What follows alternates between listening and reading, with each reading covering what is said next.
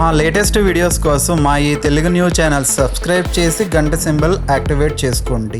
ఈ నెల 25న తొలి ఏకాదశి పర్వదినం రాబోతుంది. ఆషాఢ శుద్ధ ఏకాదశికి తొలి ఏకాదశి అని పేరు. అయితే ఈ తొలి ఏకాదశిలోపు ఈ వీడియో చూస్తే చాలు, ఈ పవిత్ర కథలు వింటే చాలు, 2 నిమిషాల్లో మీ దశ మారిపోతుంది. వద్దన్నా ఇంట్లో ధనవర్షం కురుస్తుంది. 3 కోట్ల దేవతల అనుగ్రహం లభిస్తుంది. లక్ష్మీదేవి అనుగ్రహం, విష్ణుమూర్తి అనుగ్రహంతో వద్దన్న ధనవర్షం కురుస్తుంది. పట్టిందల్లా బంగారంలాగా మారిపోతుంది. రాజయోగం పడుతుంది. 1000 ఏళ్ల వైకుంఠ ప్రాప్తి కలుగుతుంది. పాపాలన్నీ పోయి మహాపుణ్యం వస్తుంది. ఇక మీకు అన్ని శుభాలే జరుగుతాయి. ఫ్రెండ్స్, ఈ కథను చివరి వరకు వినండి. మధ్యలోనే ఆపేస్తే ఎటువంటి ఫలితం రాదు. కనుక భక్తితో చివరి వరకు వినండి. ఫస్ట్ అయితే కమెంట్ బాక్స్లో ఓం లక్ష్మీ నారాయణాయ నమో నమః అని కమెంట్ చేయండి. అలాగే ఈ వీడియోకి ఒక లైక్ కొట్టండి. మా ఛానల్ని సబ్స్క్రైబ్ చేసుకుని మాకు సపోర్ట్ చేయండి. ధర్మపురం అనే ఒక సుందరమైన పల్లెటూరిలో రంగనాథం అనే ఒక పరమ పవిత్రమైన శ్రీహరి భక్తుడు నివసిస్తూ ఉండేవాడు. అతనితో పాటు తన ధర్మపత్ని లక్ష్మి మరియు వారి ముద్దుల కూతురు తులసి ఉండేవారు. రంగనాథం దగ్గర సాగు చేసుకోవడానికి కనీసం ఒక చిన్న పొలం లేదు. వ్యాపారం చేయడానికి చేతిలో చిల్లి గవ్వ లేదు. ఉన్నదంతా ఒక చిన్న పూరి గుడిసె మరియు ఆ శ్రీమన్నారాయణుడి మీద ఉన్న కొండంత నమ్మకం మాత్రమే. ప్రతిరోజు సూర్యోదయానికి ముందే నిద్రలేచి నదిలో స్నానం ఆచరించి నుదుటన 12 ఊర్ధ్వ పుండ్రాలు ధరించి తులసిమాతకు నమస్కరించి స్థానిక విష్ణు ఆలయానికి వెళ్ళేవాడు. ఓం నమో నారాయణాయ అనే అష్టాక్షరీ మహామంత్రం జపించకుండా దైనందిన జీవితంలో ఒక్క అడుగు కూడా వేసేవాడు కాదు. రోజువారీ ఉపాధి కోసం తన చుట్టూ ఉన్న ప్రాంతంలో కూలి పనులు చేస్తూ ఉండేవాడు. ఏ చిన్న పని దొరికినా అది స్వామివారి సేవగానే అదొక పెద్ద భాగ్యంగా భావించి ఎంతో చిరునవ్వుతో పనిచేసేవాడు. వీధులు ఊడ్చడం, మురికి కాలువలు శుభ్రం చేయడం, పశువుల పాకలను కడగడం వంటి కష్టమైన పనులన్నీ చేసేవాడు. ఊరంతా అసహించుకునే పనులు చేస్తూ వాటితోనే కొద్దిగా డబ్బులు సంపాదించుకునేవాడు. వాటితోనే సరిపెట్టుకుంటూ భగవంతుడిచ్చిన దాంట్లో తృప్తి పడుతూ ఆ కుటుంబం జీవిస్తూ ఉండేవారు. రంగనాథం ఇంటికి కొద్దిపాటి దూరంలో ఒక పురాతనమైన శ్రీ వెంకటేశ్వర స్వామి ఆలయం ఉండేది. అక్కడికి రంగనాథం ప్రతిరోజు వెళ్ళి ఆలయం చుట్టూ, బలిపీఠం వద్ద మరియు ధ్వజస్తంభం దగ్గర ఎంతో శ్రద్ధగా శుభ్రం చేస్తూ ఉండేవాడు. దానికి ప్రతిఫలంగా ఆ గుడి ప్రధాన అర్చకులు ఎంతో కొంత డబ్బులు లేదా స్వామివారి ప్రసాదం ఇస్తూ ఉండేవారు. ఉపాధి దొరకని రోజుల్లో ఇంట్లో తినడానికి ఏమీ లేకపోతే భార్యాభర్తలిద్దరూ కేవలం ఉప్పు నీళ్లు మాత్రమే తాగి కడుపు నింపుకునేవారు. అలా వారి కష్టాల రోజులు భారంగా గడుస్తూ ఉండేవి. వరుసగా 4 రోజులు రంగనాథానికి ఊళ్ళో ఎక్కడా ఎలాంటి పని దొరకలేదు. నీరసంగా గుడివైపు వెళ్తుంటే ఆ గుడి పూజారి అతన్ని పిలిచి స్వామివారి ప్రసాదంగా ఒక పెద్ద తీపి లడ్డూనిచ్చాడు. రంగనాథం ఎంతో సంతోషించి ఇంటికి వచ్చి ఆ లడ్డూని తన భార్య లక్ష్మికిచ్చాడు. లక్ష్మి, ఈ ప్రసాదం మన అమ్మాయి తులసికివ్వు అని అన్నాడు. అప్పుడు లక్ష్మి, అవునండి, మన అమ్మాయికి లడ్డూ ప్రసాదం అంటే చాలా ఇష్టం. నన్ను రోజూ అడుగుతూ ఉంటుంది. నాకు మన బిడ్డను ఆకలితో చూస్తుంటే చాలా బాధగా అనిపిస్తూ ఉంది. దానికి తనివీతిరా కమ్మని భోజనం, మిఠాయిలు తినిపించాలి అని నా మనసు తహతహలాడుతోంది అని కన్నీరు పెట్టుకుంది. దానికి రంగనాథం ఆమెను ఓదారుస్తూ, బాధపడకు లక్ష్మి, ఇంకొన్ని రోజుల్లో మన ఊరి విష్ణు ఆలయం దగ్గర తొలి ఏకాదశి ఉత్సవాలు ఎంతో వైభవంగా చేస్తారు. అప్పుడు గుడిలో ఎంతో మందికి మంచి మంచి భోజనాలు పెడతారు. అందులో తులసికిష్టమైన లడ్డూ ప్రసాదం కూడా తప్పకుండా పెడతారు. మరి కొన్ని రోజులకే మన బిడ్డ మళ్ళీ లడ్డూ తింటుందిలే అని ధైర్యం చెప్పాడు. అలా ఆ రాత్రి ఆకలితోనే గడిచిపోతుంది. తరువాత రోజు ఉదయాన్నే లేచి లక్ష్మితో ఇలా అంటాడు, లక్ష్మి, నేను పని వెతుక్కోవడానికి త్వరగా వెళ్ళాలి. గత 4 రోజులుగా చేతిలో పని లేదు. మరి కొద్ది రోజుల్లోనే తొలి ఏకాదశి పర్వదినం రాబోతోంది. నాకు ఊర్లో ఏమన్నా పని దొరుకుతుందేమో చూసుకుని వస్తాను. కడుపులో ఆకలిగా ఉంది. ఏమన్నా ఉంటే పెట్టు, తినేసి వెళ్ళిపోతాను. అప్పుడు లక్ష్మి భారమైన హృదయంతో, ఇంట్లో తినడానికి ఏమీ లేదండి. నిన్న రాత్రి ఒకే ఒక చిన్న రొట్టె మిగిలింది. అది మన తులసికి నిన్న రాత్రే తినిపించేశాను. ఇప్పుడు దానికి కూడా కేవలం ఉప్పు నీళ్లు కాచి ఇచ్చి నిద్రపుచ్చాను అని చెప్పింది. సరే, నాకు కూడా ఆ ఉప్పు నీళ్లే ఇస్తావా? నేను అదే తాగుతాను అని రంగనాథం ఆ నీళ్లు తాగి పని కోసం బయలుదేరుతాడు. ఆ రోజు అదృష్టవశాత్తు రంగనాథానికి విష్ణు ఆలయం చుట్టూ ఉన్న ప్రాంతాలలో దేవాదాయ పనుల కింద శుభ్రపరిచే పని దొరికింది. తొలి ఏకాదశి రాబోతోంది కాబట్టి మందిరం చుట్టూ రథోత్సవం జరిగే వీధులను శుభ్రంగా చేసి అలంకరించవలసి ఉంది. ఈసారి ఆలయంలో చాలా ఘనంగా అన్నదానం చేయబోతున్నారు. ఆ రోజు రంగనాథుడు ఎంతో కష్టపడి పనిచేసి 300 రూపాయలు సంపాదించాడు. పని ముగించుకుని ఇంటికి వెళుతూ గుడి బయట నిలబడి గర్భగుడి వైపు నమస్కరించి భక్తితో శ్రీహరిని ఇలా ప్రార్థిస్తాడు.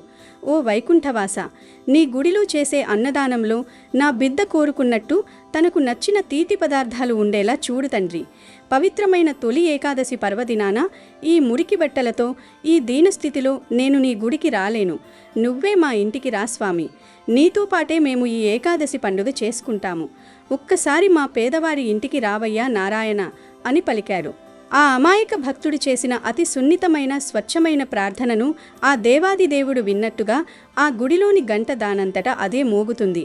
రంగనాథం తీవ్రమైన అలసటతో ఇంటికి నడుస్తున్నాడు. దారిలో ఒక కిరాణా దుకాణం వద్ద ఆగి తన దగ్గర ఉన్న డబ్బులో 100 రూపాయలతో ఇంట్లోకి కావలసిన కొన్ని బియ్యం, పప్పు లాంటి కిరాణా సరుకులు కొంటాడు. మిగిలిన 200 రూపాయలు తన వద్దే జాగ్రత్తగా ఉంచుకుంటాడు. అలా నడుచుకుంటూ ఇంటికి వెడుతుంటే రహదారి పక్కన ఉన్న ముళ్ల పొదల్లోంచి ఒక దీనమైన మూలుగు వినిపిస్తుంది. అమ్మా, ఆకలి ఆకలి అని. ఎవరది? ఆ శబ్దం ఎక్కడిది అని రంగనాథం ఆగిపోయాడు. పొదల్లోకి వెళ్లి చూసి నిశ్చేష్టుడయ్యాడు. అక్కడ ఒక వృద్ధుడు కుష్ఠవ్యాధితో రక్తం కారుతూ అచేతనంగా పడి ఉన్నాడు. శరీరం నిండా పుండ్లు పడి ఉన్నాయి. దుర్వాసన భరించలేనట్లుగా వస్తుంది. రంగనాథం చలించిపోయి, తాత, ఏమైంది తాత? నువ్వు ఇక్కడికి ఎలా వచ్చావు? నీ ఇల్లు ఎక్కడుందో చెప్పు, నేను నిన్ను నీ ఇంటికి తీసుకెళ్తాను అని అడిగారు. ఆ వృద్ధుడు కన్నీరు కారుస్తూ, నాయనా, ఆకలితో ప్రాణం పోతుంది.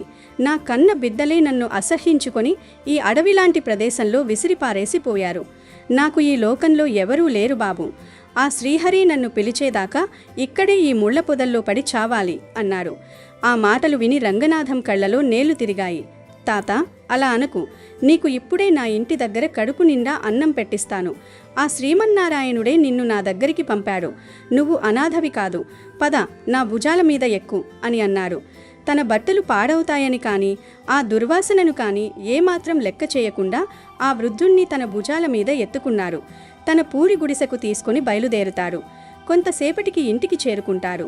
రంగనాథం ఒక కుష్ఠవ్యాధిగ్రస్తుణ్ణి తీసుకురావడం చూసిన లక్ష్మి నిర్ఘాంతపోతుంది. ఏవండి, ఎవరండి ఈయన? ఎందుకు మన ఇంటికి తీసుకుని వచ్చారు? ఈ పరిస్థితుల్లో ఆ ఒళ్లంతా పుండ్లు, ఆ వాసన నేను భరించలేకపోతున్నాను అని భయంగా అడిగింది. అప్పుడు రంగనాథం, లక్ష్మి, ఇతనికి ఎవరూ నా అన్నవాళ్లు లేరు. పాపం కన్న కొడుకు కూతుర్లే వద్దనుకొని గెంటేశారు. తీవ్రమైన ఆకలితో రోడ్డు పక్కన ప్రాణాలు విడుస్తున్నాడు. అందుకే మన ఇంటికి తీసుకువచ్చాను అని అన్నాడు. అప్పుడు లక్ష్మి, మనకే తినడానికి సరైన తిండి లేదు. ఉన్న ఒక్క కూతుర్ని కూడా ఆకలి అని అడిగితే ఉప్పు నీళ్లు ఇచ్చి నిద్రపుచ్చుతున్నాం అని అంది. నేను కాదనను, కానీ ఈయన్ను వదిలేస్తే ఎలా అన్నాడు రంగనాథం. దానికి లక్ష్మి, అలాంటిది ఈయన్ను ఎందుకు తెచ్చారు? ఈ రోగానికి చికిత్స చేయించడానికి ఖర్చు ఎలా భరిస్తారు? అసలు మనం ఎలా బతుకుతాము అని ఆవేదన చెందింది. అప్పుడు రంగనాథం ప్రశాంతంగా, లక్ష్మి, వచ్చినవాడు కేవలం అతిథే కాదు, సాక్షాత్తు శ్రీహరి రూపమే అనుకో. నేను తినే తిండి తగ్గించుకుంటాను, కానీ ముందు ఇతని ఆకలి తీరుస్తాను. ఈయన శరీరానికి రోగం ఉండొచ్చు, కానీ ఆ ప్రాణం ఆ వైకుంఠనాథుడిదే కదా. ఇదిగో, ఈరోజు కూలీ డబ్బులు 300 రూపాయలు వచ్చాయి. 100 రూపాయలతో ఇంట్లోకి కావలసిన సరుకులు తెచ్చాను. ముందు నువ్వు వంట చేసి ఇతనికి భోజనం పెట్టు. మిగిలిన 200 రూపాయలతో ఈ తాతకి మందులు తెస్తాను. ఆకలితో మాడిపోతున్న మనిషిని రోడ్డు మీద వదనేస్తే ఆ పద్మనాభుడు మనల్ని క్షమిస్తాడా? నువ్వు కొంచెం వేడి నీళ్లు తీసుకురా, ఈయన గాయాలు కడుగుదాం అని చెప్పారు. లక్ష్మి భర్త కాట కాదనలేక వేడి నీళ్లు తెచ్చింది. ఆ వృద్ధుడి గాయాలను తడిగుడ్డతో తుడిచి శుభ్రం చేసి ఆ తర్వాత అతనికి భోజనం పెడతారు. ఆ రోజు రాత్రి అలా గడిచిపోతుంది. తర్వాత రోజు ఉదయాన్నే రంగనాథం మరలా ఆ వృద్ధుడిని తన వీపుపై మూసుకొని ఆ ఊరి ప్రభుత్వ ఆసుపత్రికి తీసుకుని వెళ్తారు.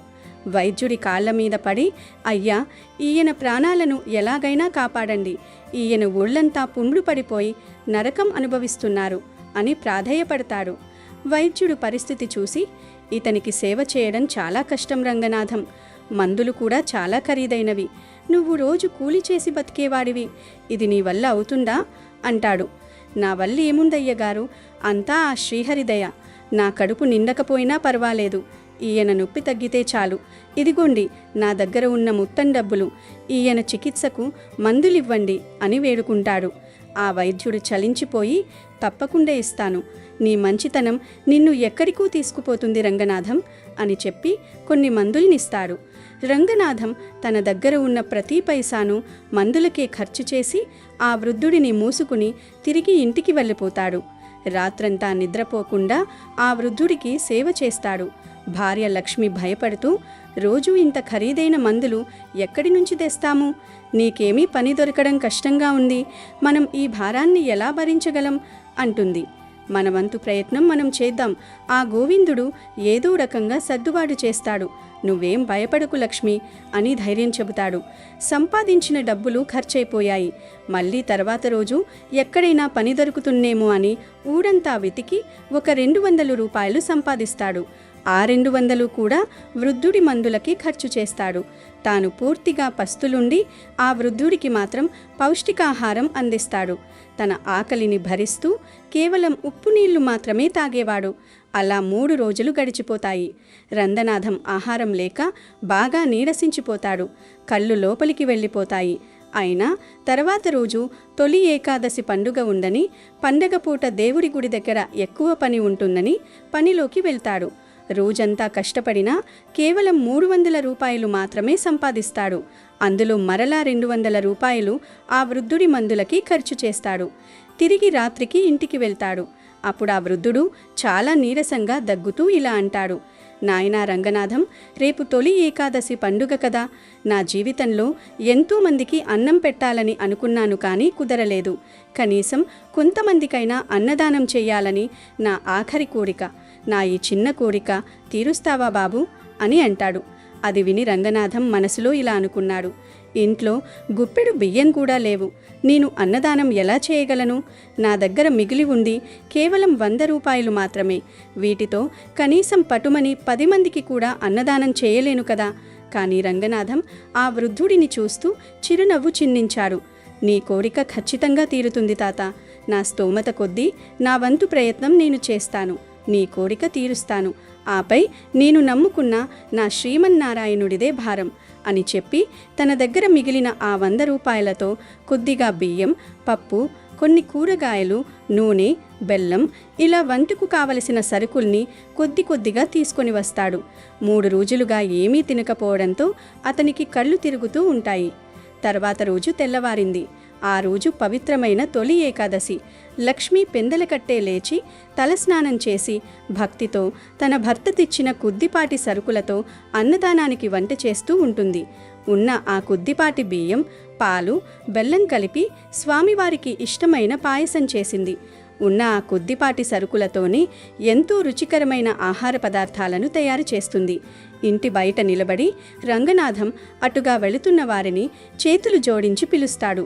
అయ్యా, ఈరోజు తొలి ఏకాదశి పర్వదినం సందర్భంగా మా చిన్న ఇంట్లో అన్నదానం జరుగుతుంది, దయచేసి అందరూ వచ్చి ప్రసాదం స్వీకరించండి అని అంటాడు. అది విని ఊరి జనం నవ్వుకుంటారు. అటుగా వెళుతున్న వాళ్ళు హేళనగా ఇలా అనుకుంటారు. వీడికే రోజుకి 2 పూటలా తినడానికి తిండి లేదు, భార్య బిడ్డలు పస్తులంటున్నారు, వీడు కూడా అన్నదానం చేస్తాడంట. వింత కాకపోతే వాడికి ఒకరోజు కూలి పని ఉంటే ఇంకో రోజు పని ఉండదు. వాడు జనాలకి ఏం పెడతాడు? మట్టి పెడతాడా అని నానా మాటలు అంటారు. వాళ్ళ మాటలకు రంగనాథం లోపల ఎంతో బాధపడతాడు. కానీ తన ముఖం మీద చిరునవ్వు చెదరకుండా అలానే పిలుస్తూ ఉంటాడు. అయితే కొంతమంది నిజంగా ఆకలితో ఉన్న పేదవాళ్ళు, బాటసారులు లోపలికి వస్తారు. లక్ష్మి వారికి ఎంతో ఆప్యాయంగా వడ్డిస్తుంది. రంగనాథం వారిని చూస్తూ ఆనందంగా మురిసిపోతుంటాడు. అందరూ అమృతంలా ఉంది నాయనా అని తృప్తిగా తిని వెళుతున్నారు. తనకున్న స్థాయిలో కొంతమందికి తృప్తిగా అన్నదానం చేయగలిగాడు రంగనాథం. తన భార్య లక్ష్మి కానీ, కూతురు తులసి కానీ, రంగనాథం కానీ ఒక్క ముద్ద కూడా తినలేదు. వారు పూర్తిగా ఏకాదశి ఉపవాసం ఉన్నారు. తొలి ఏకాదశి జాగరణ కూడా ముగిసింది. రంగనాథం శరీరంలో ఏమాత్రం శక్తి మిగలలేదు. వరుసగా 4 రోజులుగా గంజినీళ్లు కూడా ముట్టని శరీరమది. ఒక పక్క వృద్ధుడి సేవలో, మరో పక్క తిండి లేక అలసిపోయి పూర్తిగా ఎండిపోయాడు. అతని శరీరం అతనికి సహకరించడం మానేసింది. రంగనాథం నెమ్మదిగా మోకాళ్ల మీద పాకుతూ ఆ వృద్ధుడి దగ్గరకు వెళ్ళాడు. ఆ వృద్ధుడు ఇంకా మూలుగుతూనే పడుకుని ఉన్నాడు. రంగనాథం వణికే గొంతుతో, తాతా, నిద్రపోతున్నావా? అందరూ కడుపు నిండా తిన్నారు తాతా. ఎవరూ ఆకలితో వెళ్ళలేదు. కానీ నా వల్ల ఏదైనా లోటు జరిగిందా? ఈ పేదవాడు నీకు సరైన సేవ చెయ్యలేకపోయాడా? నీ కోరిక నువ్వు అనుకున్నట్టు తీర్చగలిగానా తాతా అని అడిగాడు. ఆ వృద్ధుడు నెమ్మదిగా కళ్ళు తెరిచాడు. ఆ కళ్ళలో ఇప్పుడు రోగం తాలూకు నొప్పి లేదు. అనంతమైన, వర్ణించలేని ఒక వింత కాంతి ఉంది. రంగనాథం, నువ్వు ఊరందరికీ అన్నం పెట్టావు, కానీ నీ పొట్ట ఎండిపోయింది. కళ్ళు లోపలికి వెళ్ళిపోయాయి. నీ ప్రాణం గాలిలో దీపంలా ఉంది. ఎందుకయ్యా ఇంత వెర్రి? నా కోసం నీ ప్రాణాన్ని ఎందుకు కరిగించుకున్నావు అని అడిగారు. రంగనాథం చిరునవ్వుతో కళ్ళల్లో కన్నీళ్లు నింపుకొని, నా ప్రాణం పోతేనేమి తాత, అతిథి రూపంలో వచ్చిన ఆ శ్రీహరి ఆకలి తీరితే చాలు. నా ఈ శరీరం ఎలాగూ మట్టిలో కలిసిపోతుంది.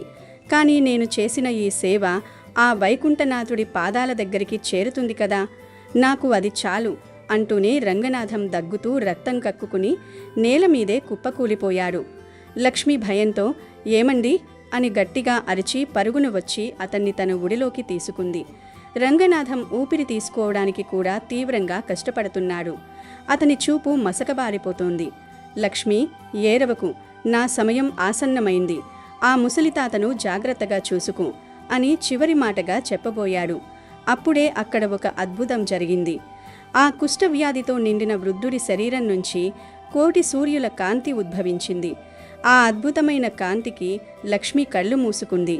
ఆ కాంతి మధ్యలో నుంచి శంఖం, చక్రం, గద, పద్మం ధరించి పీతాంబరాలు కట్టుకుని పక్షిరాజు గరుత్మంతునిపై సాక్షాత్తు శ్రీమన్నారాయణుడు కరుణారసం ఉలికిస్తూ ప్రత్యక్షమయ్యాడు. శ్రీహరి గబగబా కిందకి దిగి మరణ వేదనలో ఉన్న తన భక్తుడు రంగనాథాన్ని తన ఒడిలోకి తీసుకున్నాడు. స్వామి బిగ్గర స్వరంతో ఇలా అన్నాడు, రంగనాథం, లేవవయ్యా, కళ్ళు తెరవు. ఎవరికోసమైతే నువ్వు నీ జీవితాంతం పరితపించావో ఆ శ్రీహరిని వచ్చాను చూడు. నీ ఇంటికి వచ్చాను, నీ సేవకు మెచ్చాను. రంగనాథం నెమ్మదిగా కళ్ళు తెరిచాడు. ఎదురుగా సాక్షాత్తు ఆ వైకుంఠనాథుడు. అది కళ, నిజమా అని తెలియని స్థితి. అతని కళ్ళ నుంచి ఆనంద భాష్పాలు ధారాపాతంగా కారుతున్నాయి. అతను శ్రీహరి పాదాలు తాకడానికి చేతులు ఎత్తబోయాడు, కానీ శక్తి లేక చేతులు కింద పడిపోయాయి. స్వామి, ప్రభువు, నిజంగా వచ్చావా తండ్రి? ఈ మురికి దేహాన్ని నీ పవిత్రమైన చేతులతో తాకుతున్నావా? నేను నీ స్పర్శకు అర్హుడినీనా ప్రభువు అని ఏడ్చాడు. శ్రీమన్నారాయణుడు రంగనాథం తల నిమురుతూ, నువ్వు అర్హుడవి కాకపోతే ఈ సృష్టిలో ఇంకెవరు నాయనా? కనీసం నా పేరేంటో, నా ఊరేంటో కూడా తెలుసుకోకుండా నా కష్టాన్ని చూసి చలించిపోయావు. ఆకలితో ఉన్న నన్ను చూశావు. నీ కన్నబిడ్డ ఆకలిని పక్కన పెట్టి నా ఆకలి తీర్చావు. నీ ఈ మహాత్యాగానికి స్వర్గం కూడా చిన్నదే అవుతుంది. అడుగు నాయనా, ఏం కావాలో అడుగు. నీ పేదరికాన్ని పూర్తిగా తీసివేసి కుబేరుడి కంటే మహాకుబేరుడిని చెయ్యమంటావా? లేక నీకు మళ్ళీ దీర్ఘాయుష్షు పొయ్యమంటావా? ఏమి కావాలో కోరుకో అన్నాడు. రంగనాథం తల అడ్డంగా ఊపాడు. అతని కంఠం పూడుకుపోతుంది. అయినా తన చివరి శక్తి కూడదీసుకుని మాట్లాడాడు.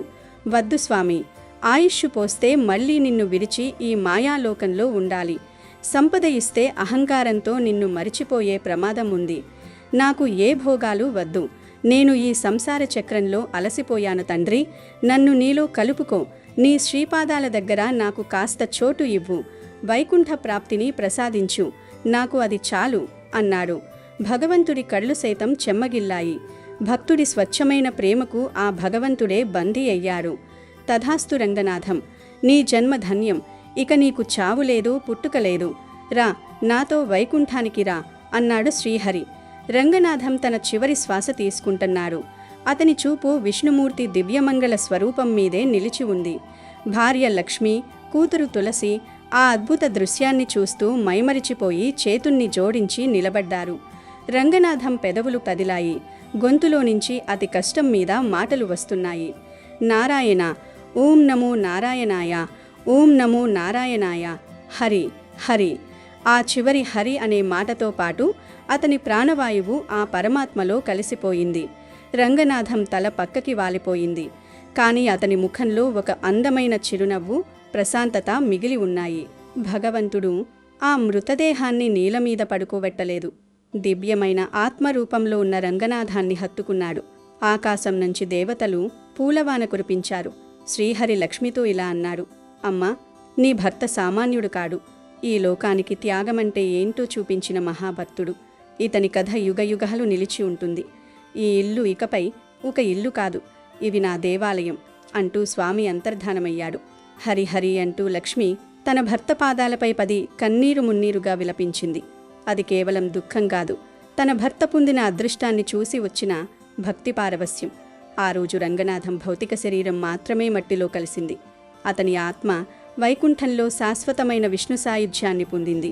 గుడిలోని మూల విరాటుకు చేసే అభిషేకాల కన్నా ఆకలితో అలమటించే జీవికి పట్టెడన్నం పెట్టడమే భగవంతుడికి అత్యంత ప్రీతికరం. తన ప్రాణాన్ని పణంగా పెట్టి ఆకలిని జయించిన రంగనాథం కథ మానవ సేవే మాధవ సేవ అని నిరూపిస్తుంది. సిరి సంపదలు కాదు, నిష్కల్మసమైన భక్తి, నిస్వార్థమైన సేవ మాత్రమే ఆ వైకుంఠనాథుని కరుణను కలిగిస్తాయి. దేవుడు గుడిలోనే కాదు, తోటి మనిషిలో కూడా ఉంటాడని చాటి చెప్పిన ఈ కథ మనందరికీ ఎంతో ఆదర్శం.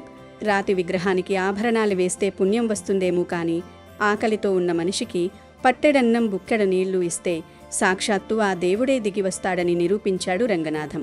అలాగే తొలి ఏకాదశి సందర్భంగా ఏకాదశి వ్రతఫలం ఎంత గొప్పగా ఉంటుందో తెలిపే ఈ పవిత్ర కథను వింటే చాలు, పాపాలన్నీ పోతాయి. కోటి జన్మల పుణ్యంతో మీరు కోటీశ్వరులుగా మారిపోతారు. ఒకసారి రుక్మాంగత మహారాజు గారి తోటలో నందనవనాన్ని మించిన ఉద్యానవనం ఉందని నారదుడు ఇంద్రుడితో చెప్పగా చూసి రమ్మని అప్సరస్సులను పంపాడు ఇంద్రుడు. వాళ్ళు రాత్రిపూట ఆకాశ మార్గమున భూలోకంలో ఉన్న ఆ తోటలోనికి వచ్చి మొత్తం పూలన్నిటినీ కూడా కోసుకు వెళ్ళిపోయేవారు.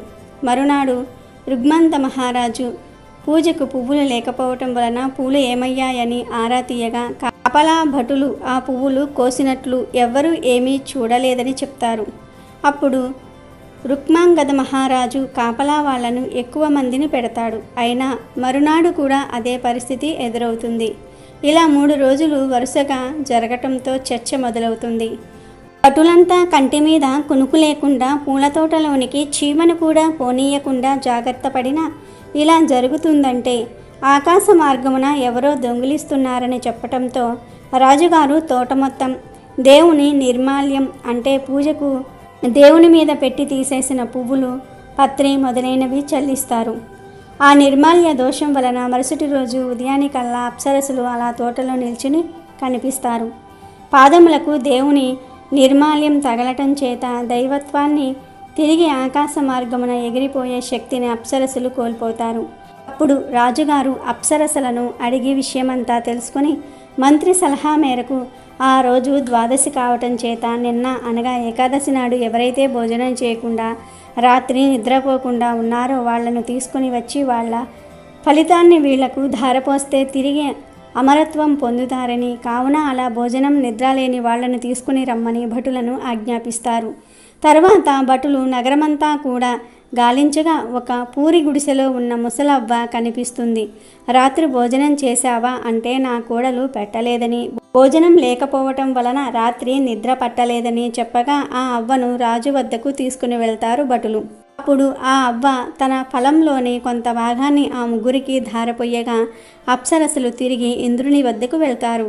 ఇదంతా గమనించిన రాజుగారు తెలియకుండా చేసిన ఉపవాసానికి జాగరణకే ఇంత ఫలితం ఉంటే తెలిసి భక్తి ప్రవర్తులతో ఏకాదశి వ్రతం చేస్తే ఇంకెంత ఫలితం ఉంటుందా అని ఈ ఏకాదశి వ్రతం గురించి ఆరా తీసి దాని గురించి మొత్తం తెలుసుకుని తన రాజ్యంలో అందరూ ఏకాదశి ఆచరించి తీరాల్సిందే అని ఆజ్ఞాపించాడు.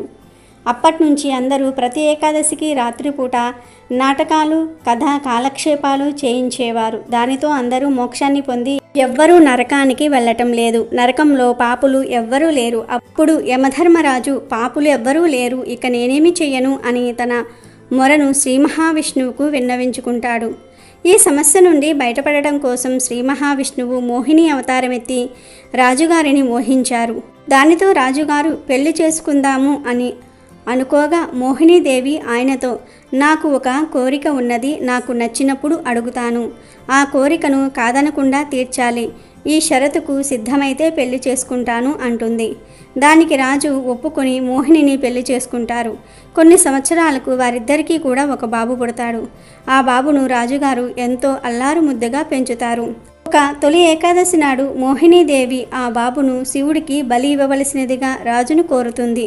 మోహినికి ఇచ్చిన మాటకు కట్టుబడి రాజుగారు ఖడ్గంతో బాబును చంపబోగా ఆ ఖడ్గమే పూలమాలాయి బాబు మెడలో పడుతుంది.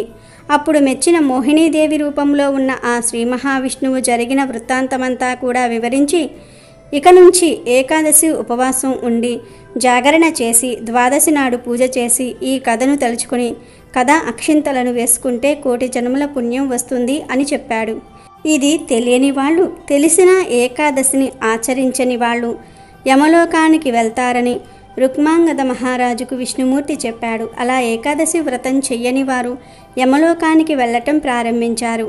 యమధర్మరాజుకు కూడా కొంత ఉపశమనం కలిగింది.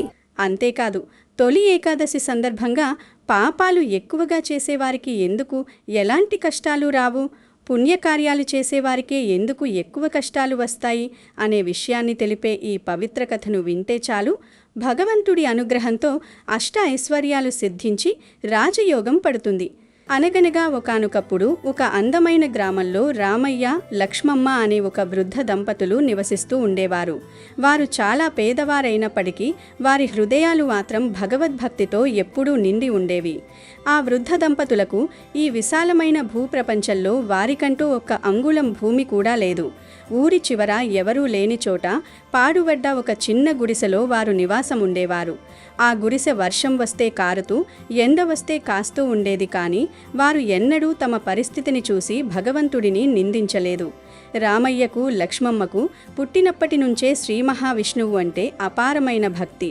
ఆ దేవదేవుణ్ణి తమ ఆరాధ్య దైవంగా భావిస్తూ నిత్యం ఆ నారాయణుడి నామస్మరణతోనే తమ జీవితాన్ని వెళ్లదీసేవారు. వారి నోట ఎప్పుడు చూసినా ఓం నమో నారాయణాయ అనే మంత్రం నిరంతరం ధ్వనిస్తూనే ఉండేది. వారికి వివాహమై ఎన్నో సంవత్సరాలు గడిచినప్పటికీ వారికి సంతానం లేదనే బాధ కంటే వారిని ఎల్లప్పుడూ చుట్టుముట్టే ఆర్థిక ఇబ్బందులే వారిని ఎక్కువగా పరీక్షించేవి. రోజువారీ గడవడం కూడా వారికి కష్టంగా ఉండేది. ఆ స్థితిలో రామయ్యకు, లక్ష్మమ్మకు ఉన్న ఏకైక ఆస్తి ప్రాణప్రదమైన ఒక ఆవు మాత్రమే. ఆ ఆవును వారు తమ సొంత బిడ్డలాగా చూసుకునేవారు. దానికి లభించే కొద్దిపాటి పాలతో కొంత భాగాన్ని దేవుడి నివేదనకు ఉపయోగించి మిగిలిన పాలను అమ్మి ఎంతో కొంత డబ్బు సంపాదిస్తూ ఉండేవారు. ఆ వచ్చే కొద్దిపాటి డబ్బుతో పాటు రామయ్య ప్రతిరోజు ఉదయాన్నే ఊరిలోకి వెళ్ళి చిన్న చిన్న కూలి పనులు, శ్రమతో కూడిన పనులు చేస్తూ వచ్చే అరకొర పైసలతో ఎలాగోలా తమ జీవన శకటాన్ని సాగిస్తూ ఉండేవారు. ఆ విధంగా ఎన్నో సంవత్సరాలు గడిచిపోయాయి.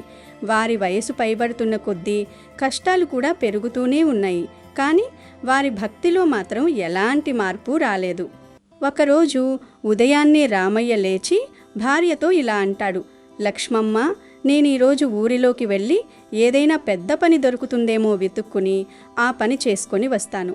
నీవు ఇంట్లోనే ఉండు, బయటకు ఎక్కడికి వెళ్ళకు, జాగ్రత్తగా ఉండు. అసలే నీ ఆరోగ్యం ఈ మధ్య అంతంత మాత్రంగానే ఉంటుంది. నీ గురించి నాకు చాలా ఆందోళనగా ఉంది అని ఎంతో ప్రేమగా చెప్పి రామయ్య ఊరిలోకి పని వెతుక్కుంటూ వెళ్ళిపోతాడు. ఆ రోజంతా రామయ్య ఎండనక వాననక ఊరిలో ఎంతో కష్టపడి చిన్న చిన్న పనులు చేసుకుని ప్రొద్దుపోయాక తాను సంపాదించిన కొద్దిపాటి డబ్బులతో భార్య కోసం వస్తువులు కొనుక్కుని ఎంతో సంతోషంగా ఇంటికి తిరిగి వస్తాడు. కానీ రామయ్య ఇంటికి వచ్చి లోపలికి వెళ్ళి చూసేసరికి అతనికి ఒక ఘోరమైన దృశ్యం కనిపిస్తుంది. తన ప్రాణ సమానమైన భార్య లక్ష్మమ్మ మరణించి నేలపై జీవం లేకుండా పడి ఉంటుంది. అది అస్సలు తట్టుకోలేని రామయ్య గుండె పగిలేలా ఏడుస్తాడు. అతని కంటి నుండి కన్నీరు ఆగకుండా ప్రవహిస్తుంది. ఆపద్బాంధవ, అనాథరక్షక, జగన్నాథ, ఏమిటి స్వామి నాకిన్ని పరీక్షలు? నారాయణ, పరంధామ, వాసుదేవ, నా జీవితంలో ఇంకా ఎన్ని కష్టాలు రాసిపెట్టావు?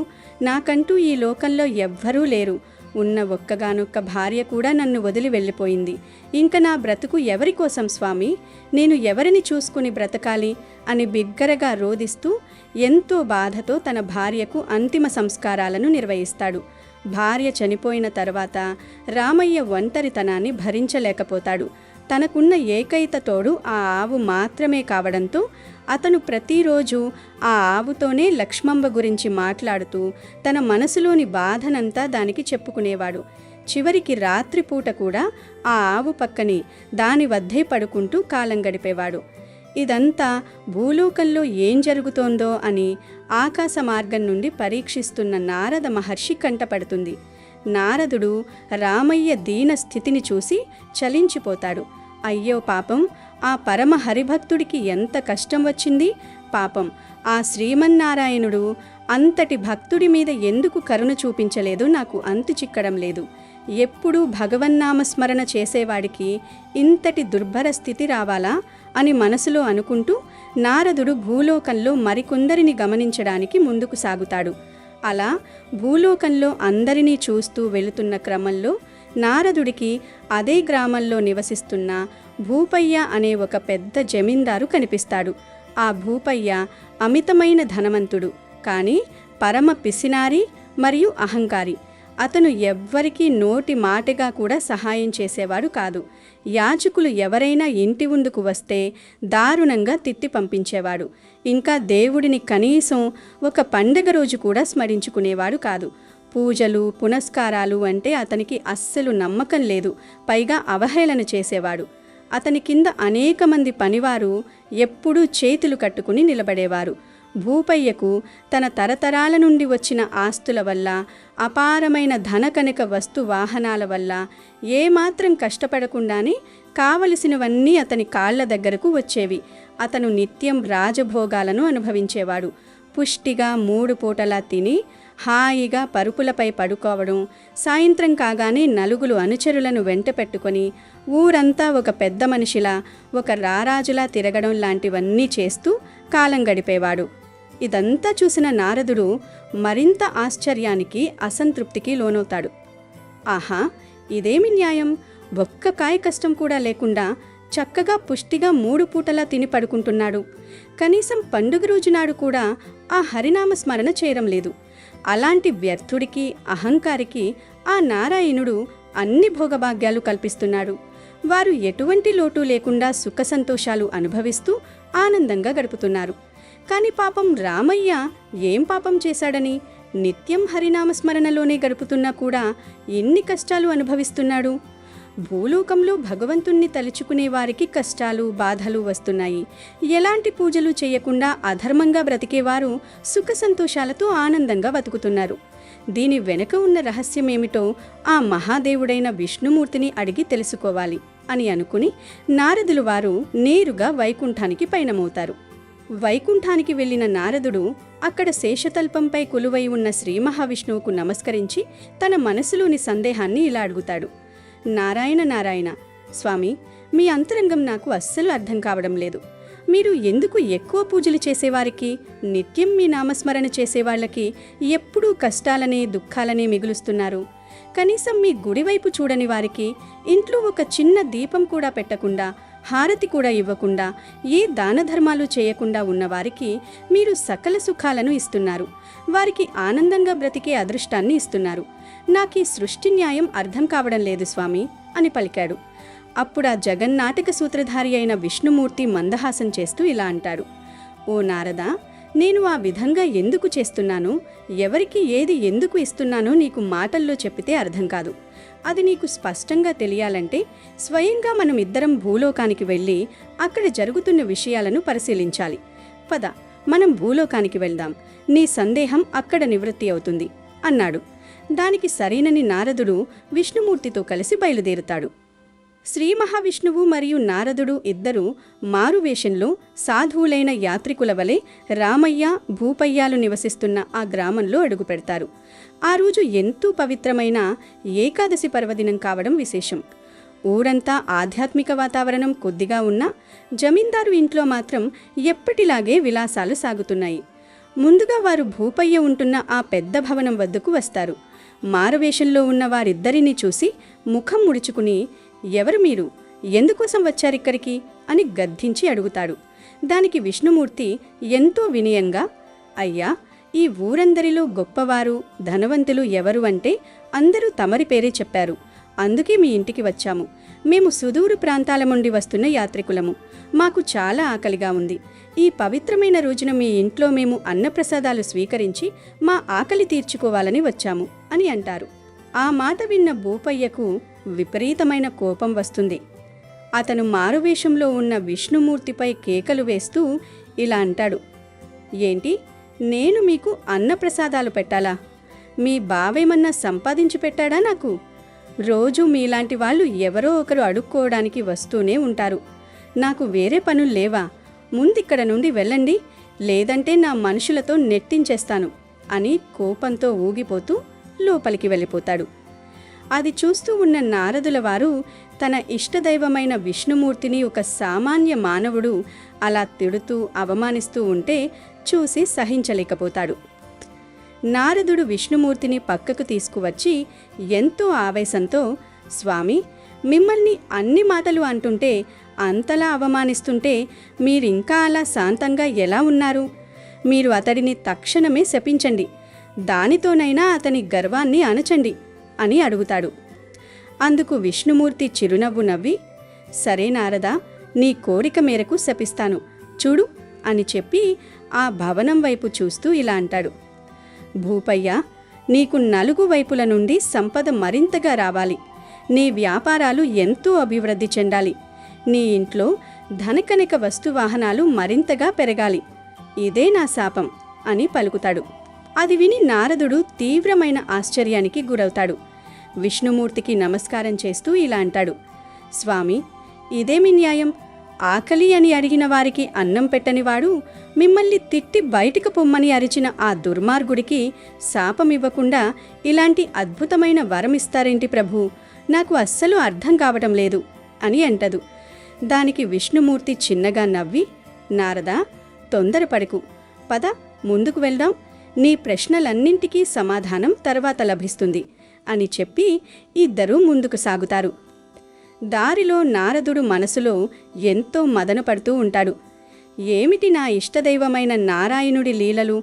తనను పట్టించుకోకుండా దూషించిన వానికి వరాలిస్తున్నారు. పాపం, తన భార్యను తన వారందరినీ కోల్పోయి నారాయణుడే సర్వస్వం అనుకుని నిత్యం తలచుకునే రామయ్య లాంటి పరమభక్తుడికి మాత్రం కష్టాలు కలిగిస్తున్నారు అని అనుకుంటాడు.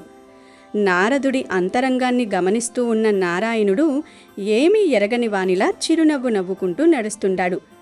కొంతసేపటికి నారదుడు నారాయణుడు ఇద్దరూ ఊరి చివర ఉన్న రామయ్య ఇరుకు గుడిసెకు చేరుకుంటారు. స్వామివారు గుడిసె బయట నిలబడి, అయ్యా, ఇంటిలో ఎవరైనా ఉన్నారా అని పిలుస్తారు. పక్కనే ఉన్న ఆవు దగ్గర కూర్చొని ఉన్న రామయ్య ఆ గొంతు విని వెంటనే వారి వద్దకు వస్తాడు. మారువేషంలో ఉన్న ఆ ఇద్దరు సాధువులను చూసి చేతులు జోడించి నమస్కరిస్తూ, అయ్యా, నమస్కారం, మీకు ఏమి కావాలి ప్రభూ? నా గుడిసెకు ఎందుకు వచ్చారు అని ఎంతో ఆదరంగా అడుగుతాడు. దానికి వారు, అయ్యా, మేము యాత్రికులం. చాలా దూరం నుండి నడిచి రావడం వల్ల మాకు చాలా అలసటగా ఆకలిగా ఉంది. దారిలో మాకు పట్టెడన్నం కూడా ఎవరూ పెట్టలేదు. మాకు తినడానికి ఏమైనా ఉంటే ఇవ్వగలరా? పుణ్యం ఉంటుంది అని అడుగుతారు. ఆ మాట వినగానే రామయ్య కళ్ళు ఆనందంతో మెరుస్తాయి. అయ్యో, ఎంత భాగ్యం! నాలాంటి పేదవారికి కూడా ఆకలితో ఉన్నవారికి పట్టెడన్నం పెట్టే భాగ్యం లభించిందా? కానీ అయ్యా, నన్ను క్షమించండి. నా దురదృష్టం కొద్దీ ప్రస్తుతం నా దగ్గర వండిన అన్నం కానీ తినడానికి మరే ఇతర వస్తువులు కానీ ఏమీ లేవు. ఈరోజు పవిత్రమైన ఏకాదశి ఉపవాస దినం కావడం వల్ల ఇంట్లో ఏమీ వండలేదు. కానీ మీకు కావాలి అంటే నా వద్ద ఉన్న నా ప్రాణ సమానమైన ఆవు పాలు మాత్రమే ఉన్నాయి. ఇప్పుడే పితకవచ్చు. వాటిని మీకు సమర్పించుకుంటాను. దయచేసి స్వీకరించండి అని అంటాడు. అందుకు వారు, పర్వాలేదయ్యా, కనీసం ఆ పాలతోనైనా మా కడుపు నింపుకుంటాం. ఆ పాలే మాకు పంచభక్ష పరమాన్నాలతో సమానం. నువ్వు పాలు తీసుకురా అని అంటారు. రామయ్య ఎంతో సంతోషంగా, మీరిక్కడే కూర్చోండయ్యా, నేనిప్పుడే మీకు కొన్ని పాలను తీసుకుని వస్తాను అని చెప్పి ఆ రోజు అమ్మడం కోసం దాచిన పాలను ఒక పాత్రలోకి తీసుకొని వచ్చి భక్తితో నారాయణుడు మరియు నారదులకు సమర్పిస్తాడు. నారదుడు నారాయణుడు ఇద్దరూ ఆ పాలను ఎంతో తృప్తిగా సేవిస్తారు. ఆ పాలను సేవించిన తర్వాత నారదుడు మనసులో ఇలా అనుకుంటాడు, అంత సంపన్నుడైన భూపయ్య అంత పెద్ద భవంతి, అంత సంపద కలిగి ఉండి కూడా మాకు కనీసం ఒక మంచినీటి చుక్క కూడా ఇవ్వలేదు సరే కదా. మా ముఖాల మీదే తన కోపాన్ని, అహంకారాన్ని ప్రదర్శించాడు. కానీ ఈ రామయ్య కూటికి గతి లేకపోయినా, ఇంట్లో తినడానికి ఏమీ లేకపోయినా, ఏమీ ఆశించకుండా మనల్ని దైవస్వరూపాలుగా భావించి గుక్కడు పాలనైనా ఇచ్చి ఆదరించాడు. ఇతనికి నారాయణుడి ద్వారా మంచి జరిగేలా ఏదైనా ఒక గొప్ప వరం ఇమ్మని అడుగుతాను అని నిశ్చయించుకుంటాడు. నారదుడు విష్ణుమూర్తి వైపు తిరిగి, ప్రభూ, ఈ రామయ్యకు తినడానికి సరైన గతి లేకపోయినా తనకున్నంతలో మనకు ఎంతో గొప్పగా ఆతిథ్యం ఇచ్చి మనల్ని గౌరవంగా చూశాడు. అతను పుట్టినప్పటి నుండి నాలాగే మీ నామస్మరణ చేస్తూ హరినామాన్ని జపిస్తూ ఉన్నాడు. కాబట్టి అతని బాధలన్నీ, దరిద్రమంతా తొలగిపోయేలా అతనికొక మంచి వరం ఇవ్వండి స్వామి అని ప్రార్థిస్తాడు. అప్పుడా నారాయణుడు, తప్పకుండా నారదా, నాకు కూడా నీలాగే అనిపించింది. తనకున్న కొద్దిపాటిని కూడా స్వార్థం లేకుండా మనకు ఇచ్చిన ఈ భక్తుడికి ఏదైనా ఒక మంచి వరం ఇవ్వాలని నేను నిర్ణయించుకున్నాను. అతనికి ఇప్పుడే ఒక వరాన్నిస్తున్నాను అని చెప్పి నారాయణుడు రామయ్య ఉన్నవైపు, అతని ఆవు ఉన్నవైపు తన హస్తాన్ని చాచి ఇలా వరమిస్తాడు. రామయ్య, నీకున్న ఏకైక ఆవు త్వరలోనే చనిపోయి నేరుగా ఉత్తమ లోకాలను, స్వర్గాన్ని పొందుతుంది అని పలికాడు. ఆ విచిత్రమైన, ఘోరమైన వరాన్ని విన్న నారదుడు ఒక్కసారిగా దిగ్భ్రాంతికి, ఆశ్చర్యానికి లోనవుతాడు. వారక్కడి నుండి కొంత దూరం వెళ్లిన తర్వాత నారదుడు తట్టుకోలేక, ప్రభూ, మిమ్మల్ని తిట్టిన వాడికి సంపద పెరగాలని వరమిచ్చిన మిమ్మల్ని చూసి నేను ఎంతో విస్తుపోయాను.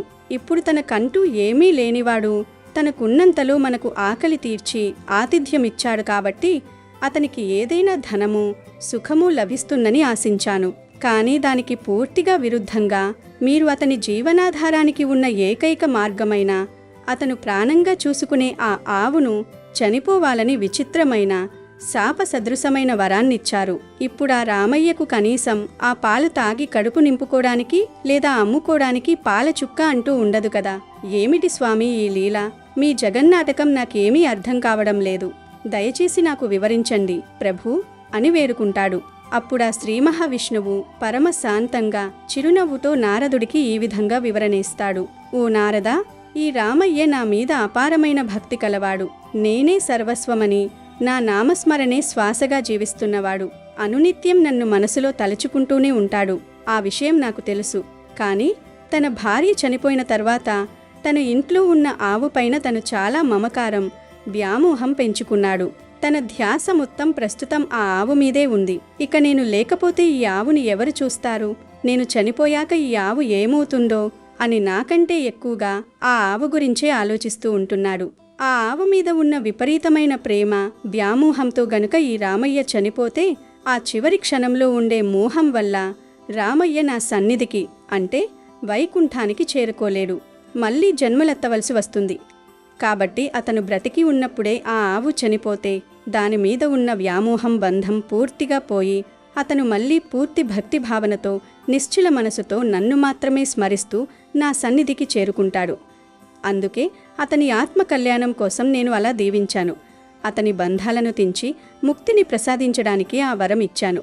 ఇక ఆ పెద్ద భవంతిలో ఉన్న జమీందారు భూపయ్య విషయానికి వస్తే అతనికి ధనం మీద, భోగాల మీద చాలా వ్యామోహముంది. అందుకే అతనికి లక్ష్మి వృద్ధి చెందాలని, సంపద పెరగాలని వరమిచ్చాను. నా వరం వల్ల అతని సంపద మరింత పెరుగుతుంది. అతడు ఆ ధనమంతా మూటలు కట్టి మరింత అహంకారంతో బ్రతికి చివరికి ఒకరోజు మరణిస్తాడు. చనిపోయే ముందు కూడా అతను దేవుడిని తలవడు. కేవలం ఆ డబ్బు మీద ధ్యాసతో, డబ్బు మీద ఉన్న ప్రీతితో ఆ ఆస్తిని ఎవరు తింటారో అనే ఆలోచనలతోనే మరణిస్తాడు. దీని కారణంగా వచ్చే జన్మలోనూ అతను ఒక పాములా పుట్టి ఆ సంపద దగ్గరే కాపలాగా ఉంటాడే తప్ప ఎప్పటికీ నా సన్నిధికి చేరుకోలేరు. అందుకే వారిద్దరి మానసిక స్థితిని బట్టి, వారి భవిష్యత్తును బట్టి నేను ఆ విధమైన వరాలు ఇచ్చాను. ఎవరికైనా నేను కష్టాలు ఇచ్చానంటే వారి కోసం నా వద్దకు చేరే మార్గాన్ని మరింత సుగమం చేస్తున్నానని అర్థం నారదా అని విష్ణుమూర్తి సెలవిచ్చాడు. ఆ పరమాత్మ మాటలు విన్న నారదుడు చేతులు జోడించి, నారాయణ నారాయణ, అర్థమైంది జగన్నాథ, మీ మాయలో ఈ మాయ కూడా ఒకటని, మీ అంతరంగం ఎంత గొప్పదో నాకిప్పటికీ తెలిసింది. మీ జగన్నాటకం నాకే అర్థం కానప్పుడు ఇంక సామాన్య మానవులకు ఏమర్థమవుతుంది స్వామి అని ప్రశంసిస్తూ నమస్కరించాడు. నిజమే కదా, మానవులు కష్టాలు రాగానే భగవంతుణ్ణి నిందిస్తూ ఉంటారు, బాధపడుతూ ఉంటారు. తమ కోరికలు తీరగానే భగవంతుణ్ణి మర్చిపోతారు. కానీ నిజానికి భగవంతుడు ఎవరికి ఏ సమయంలో ఏది ఇవ్వాలో అదే ఇస్తాడు. అది తెలియని మానవులు 24 గంటలు ఏదో వ్యర్థమైన విషయాల గురించి ఆలోచించుకుంటూ ఉంటారు. ఈ పరమసత్యం తెలియక వ్యర్థమైన వ్యాపకాలతో మునిగిపోతూ ఎప్పుడూ డబ్బు డబ్బు అని సమయం కూడా తెలియకుండా సంపాదించుకుంటూ దేవుడి స్మరణ చేయకుండా జీవితాన్ని వృధా చేసుకుంటారు. ఇప్పటికైనా కష్టాలు వచ్చినప్పుడు భగవంతుణ్ణి నిందించకుండా అది మన మేలుకే అని భావించి భక్తి శ్రద్ధలతో ఆ పరమాత్ముణ్ణి ఆరాధించాలి. మన మనసులోనే కొలువు తీరిన ఆ పరమాత్ముడు తప్పక మన భక్తిని మెచ్చి మన ఆత్మ శ్రేయస్సుకు ఏది కావాలో స్వయంగా ఆ దేవుడే చూసుకుంటాడు. తొలి ఏకాదశి సందర్భంగా దేవుడు భక్తుడి కోసం విషం కూడా తింటాడు అని తెలిపే ఈ పవిత్ర కథను వింటే చాలు, మోక్షం ప్రాప్తిస్తుంది. జీవితంలో ఎప్పుడూ ఎలాంటి కష్టం రాదు. చాలా కాలం క్రితం ఒక అందమైన పల్లెటూరు ఉండేది. ఆ ఊరి మధ్యలో ఒక పెద్ద నది ప్రవహిస్తూ ఉండేది. దాని పక్కనే దట్టమైన పచ్చని పొలాలు, చెట్లు ఉండేవి. ఆ గ్రామంలో ఆనందయ్య అనే ఒక షావుకారు ఉండేవాడు. పేరుకు షావుకారు, కానీ ఆయన పరమ పిసినారి. పైసా ఖర్చు పెట్టాలంటే ప్రాణం పోయినంత బాధపడుతూ ఉండేవాడు. డబ్బు సంపాదించటమే, దాచుకోవటమే ఆయన జీవిత ధ్యేయం. అదే ఊరిలో నది ఒడ్డున ఒక చిన్న కుటీరంలో శివానంద స్వామి అనే ఒక సన్యాసి ఉండేవాడు. ఆయన నిరాడంబర జీవితం గడిపేవాడు. ఎల్లప్పుడూ భగవంతుని నామాన్ని జపిస్తూ పూజల్లోనే సమయం గడిపేవాడు. ఊరిలోని పురాతన విష్ణు దేవాలయాల్లోనే ఆయన ఎక్కువ సమయం గడిపేవాడు. ఆయన కళ్ళల్లో ఎప్పుడూ ఒక దివ్యమైన ప్రశాంతత, పై చిరునవ్వు ఉండేది. ఊరి ప్రజలు ఆయన్ని ఎంతో గౌరవించేవారు. ఆనందయ్యకు ఊరి మధ్యలో ఒక పెద్ద కిరాణా దుకాణం ఉండేది. ఆయన నిత్యం దుకాణంలో కూర్చుని ప్రతి పైసా లెక్క చూసుకుంటూ ఉండేవాడు. ఒక చీమ కూడా అరువు అడగడానికి భయపడే అంత పిసినారి ఆయన.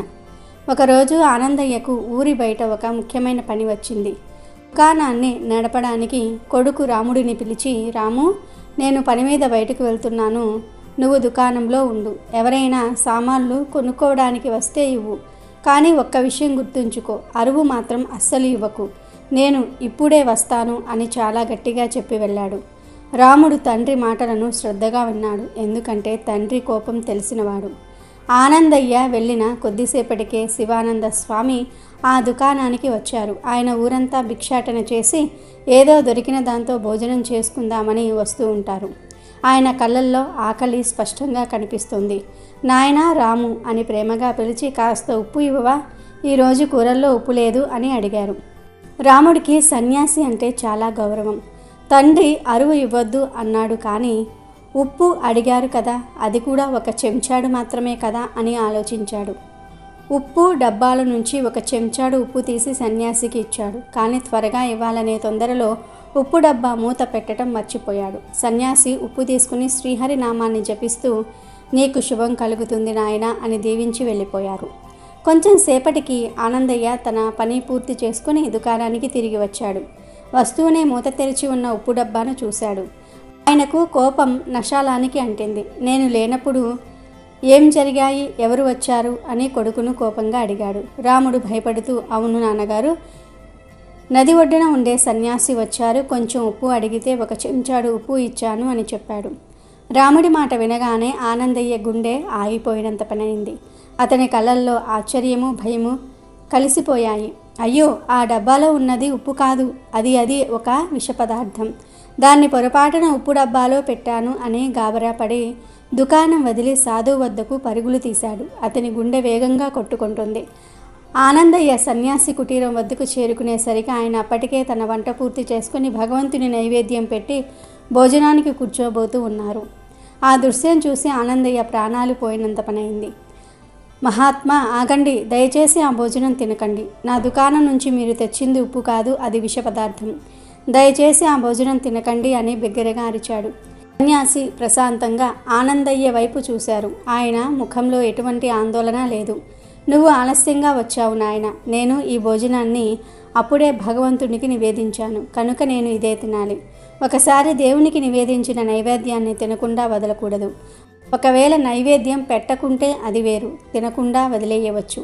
ఇప్పుడు అది ప్రసాదంగా మారింది. ప్రసాదంలో విషం ఉండదు అని నమ్మకంతో చెప్పి ఆ భోజనాన్ని తినటం ప్రారంభించారు. ఆనందయ్య కళ్ళు బైర్లు కమ్మాయి. సన్యాసి భోజనం చేయటం చూసి ఆయనకు కళ్ళల్లో నీళ్లు తిరిగాయి.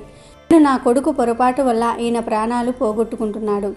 ఈ విషయం తెలిస్తే ప్రజలు నన్ను క్షమించరు అని మనసులో బాధపడ్డాడు. భోజనం చేశాక సాధువు అక్కడే పడుకుని నిద్రపోయారు. విషం కలిసిన భోజనం తినటం వల్ల సన్యాసికి ఏమైనా జరుగుతుందేమో అనే భయంతో ఆనందయ్య అక్కడే కూర్చుండిపోయాడు. ఒకవేళ మధ్యరాత్రిలో ఏమైనా అయితే వెంటనే ఈయనను వైద్యుని వద్దకు తీసుకుని వెళ్తాను అని అనుకుని సన్యాసిని కాపలా కాస్తూ అక్కడే కూర్చున్నాడు. ఇలా ఆలోచిస్తూ నిద్రకు ఉపక్రమించని ఆనందయ్య చివరికి అలసటతో అక్కడే నిద్రపోయాడు. సూర్యోదయం అయింది. సూర్యకిరణాలు భూమిపై ప్రసరించాయి. ఆనందయ్య నిద్రలేచి కళ్ళు తెరిచాడు. ఎదురుగా సన్యాసి రోజులాగే నిద్రలేచి నదిలో స్నానం చేస్తూ కనిపించారు. ఆయన ముఖం మరింత తేజోవంతంగా ప్రశాంతంగా ఉంది. ఆనందయ్య ఆశ్చర్యపోయి, మహాత్మా, మీరు బాగానే ఉన్నారు కదా, మీకు ఏమీ కాలేదు కదా అని గాబరాగా అడిగాడు. సన్యాసి చిరునవ్వుతో, భగవంతుని ఆశీర్వాదం నాయన, ఆయన దయ ఉంటే నాకేమవుతుంది అని ప్రశాంతంగా చెప్పారు. స్నానం చేశాక సన్యాసి రోజులాగానే గుడికి వెళ్ళారు. ఆనందయ్య కూడా ఆయన వెనకాలే వెళ్ళాడు. గుడి తలుపులు తెరిచేసరికి లోపల ఉన్న విష్ణుమూర్తి విగ్రహం నీలంగా మారిపోయి ఉంది. విగ్రహం పూర్తిగా నీలిరంగులో ఉండటం చూసి అక్కడ ఉన్న భక్తులందరూ కూడా ఆశ్చర్యపోయారు. ఈ చమత్కారం చూసిన ఆనందయ్యకు ఏం జరిగిందో వెంటనే అర్థమైపోయింది. సన్యాసి తిన్న భోజనంలోని విషాన్ని భగవంతుడే స్వయంగా తన శరీరంలోనికి తీసుకుని సన్యాసిని రక్షించాడని గ్రహించాడు. భగవంతుని ప్రసాదం విషంతో నిండి ఉందని తెలిసి కూడా దేవుడు దానిని స్వీకరించి తన భక్తుణ్ణి కాపాడటం చూసి ఆనందయ్య మనసులో పెద్ద మార్పు మొదలయ్యింది. ఆయన కళ్ళల్లో నీళ్లు తిరిగాయి. లోపల పేరుకుపోయిన పిసినారితనం, అహంకారం, డబ్బు వ్యామోహం ఒక్కసారిగా కరిగిపోయాయి. భగవంతుని పట్ల ఆయనకు చెప్పలేనంత భక్తి శ్రద్ధ మొదలయ్యింది. సంసారం పట్ల, వ్యాపారం పట్ల ఆయనకు వైరాగ్యం కలిగింది. తన కుటుంబం, వ్యాపారం, ఆస్తిపాస్తులు అన్నీ కూడా ఈ దైవ మహిమ ముందు ఎంత చిన్నవో అర్థమైంది. ఆనందయ్య వెంటనే తన వ్యాపార బాధ్యతను తన కొడుకు రాముకి అప్పగించాడు. తన జీవితాన్ని దైవసేవకు అంకితం చేయాలని నిర్ణయించుకున్నాడు. ఆయన శివానంద స్వామికి శిష్యునిగా మారి తన మిగిలిన జీవితాన్ని భగవంతుని భక్తిలో, ఆయన నామ స్మరణలో, నిస్వార్థ సేవలో లీనమైపోయాడు. ఆయనకు నిజమైన సంపద అంటే డబ్బు కాదని, భగవంతుని అనుగ్రహం, నిస్వార్థ భక్తి అని తెలిసింది. ఈ కథ మనకు తెలియజేసేది ఏమిటి అంటే, భగవంతుని భక్తి అనేది డబ్బుతో, దాన ధర్మాలతో కొలవబడేది కాదు. అది హృదయంలోని స్వచ్ఛత, నమ్మకం, నిస్వార్థ ప్రేమపై ఆధారపడి ఉంటుంది. దేవుడు ఎల్లప్పుడూ తన నిజమైన భక్తులను రక్షిస్తాడు. వారిని ఏ ఆపద దరిచేరనియ్యడు. మన కళ్ళ ముందు జరిగే అద్భుతాలు మన జీవితాలను మార్చగలవు, సరిదిద్దగలవు. ఈ తొలి ఏకాదశి సందర్భంగా పిచ్చుక చేసిన తొలి ఏకాదశి కథను వింటే చాలు, మీ జన్మ ధన్యమైపోతుంది. ఒక్క నిమిషంలో మీ దశ మారిపోతుంది. ధన సమస్యలు పోతాయి, ధనం దూసుకు వస్తుంది. అనగనగా ఒక విశాలమైన అడవిలో ఒక పిచ్చుక ఉండేది. దానికి లోక జ్ఞానం పెద్దగా లేదు. ధర్మం, దైవం, పుణ్యం, పాపం ఇవేమీ దానికి తెలియవు. దాని ఆలోచనలన్నీ కేవలం ఆకలి తీర్చుకోవటం, కడుపు నింపుకోవటం, పిల్లి వంటి శత్రువుల నుండి ప్రాణాలు కాపాడుకోవటం వరకే పరిమితం. ప్రతి ఉదయం లేవగానే ఆహారం కోసం పరుగులు తీసేది ఆ పిచ్చుక. చీకటి పడేసరికి గూడు చేరేది. ఇదే దాని నిత్యకృత్యం. అదే అడవికి ఆనుకుని ఉన్న ఒక పెద్ద రాజ్యానికి అమరసింహుడు అనే మహారాజు పరిపాలిస్తూ ఉండేవాడు.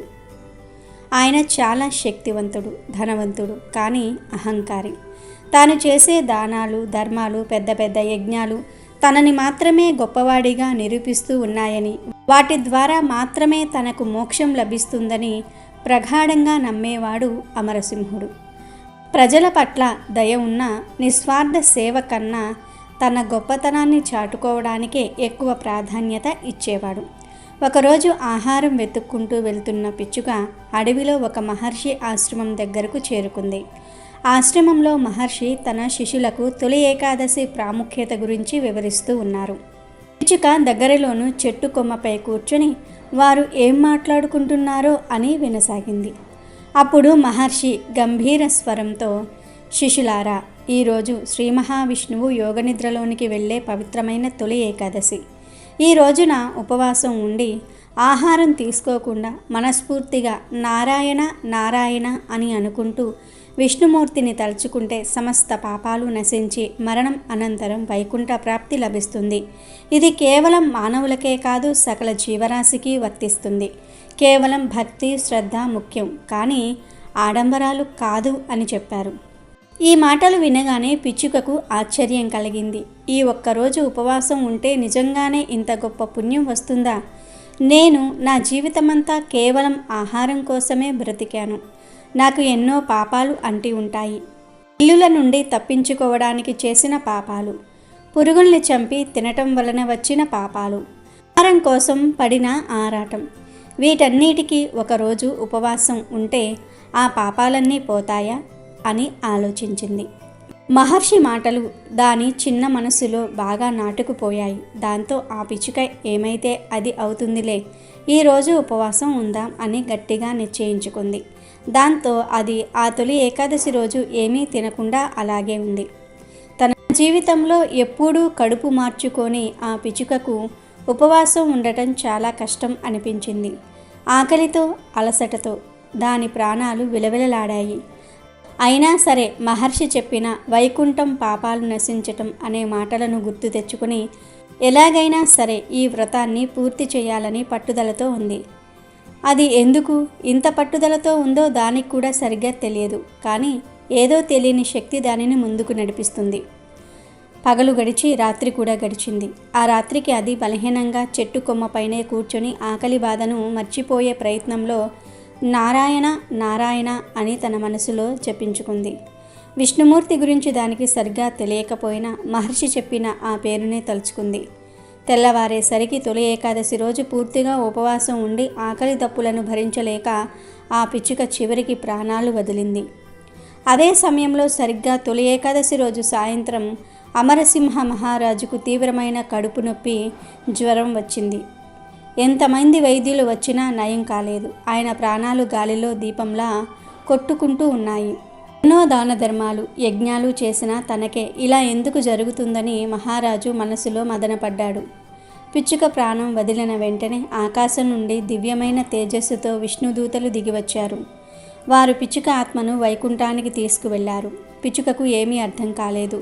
నేను కేవలం ఒక చిన్న పిచ్చుకను, ఎప్పుడూ ఆహారం తప్ప వేరే ఆలోచన లేని దాన్ని, నాకెందుకు కలిగింది ఈ వైకుంఠ ప్రాప్తి అని ఆశ్చర్యపోయింది. అప్పుడు విష్ణుదూతలు చిరునవ్వుతో ఆ పిచ్చుకతో ఇలా అన్నారు.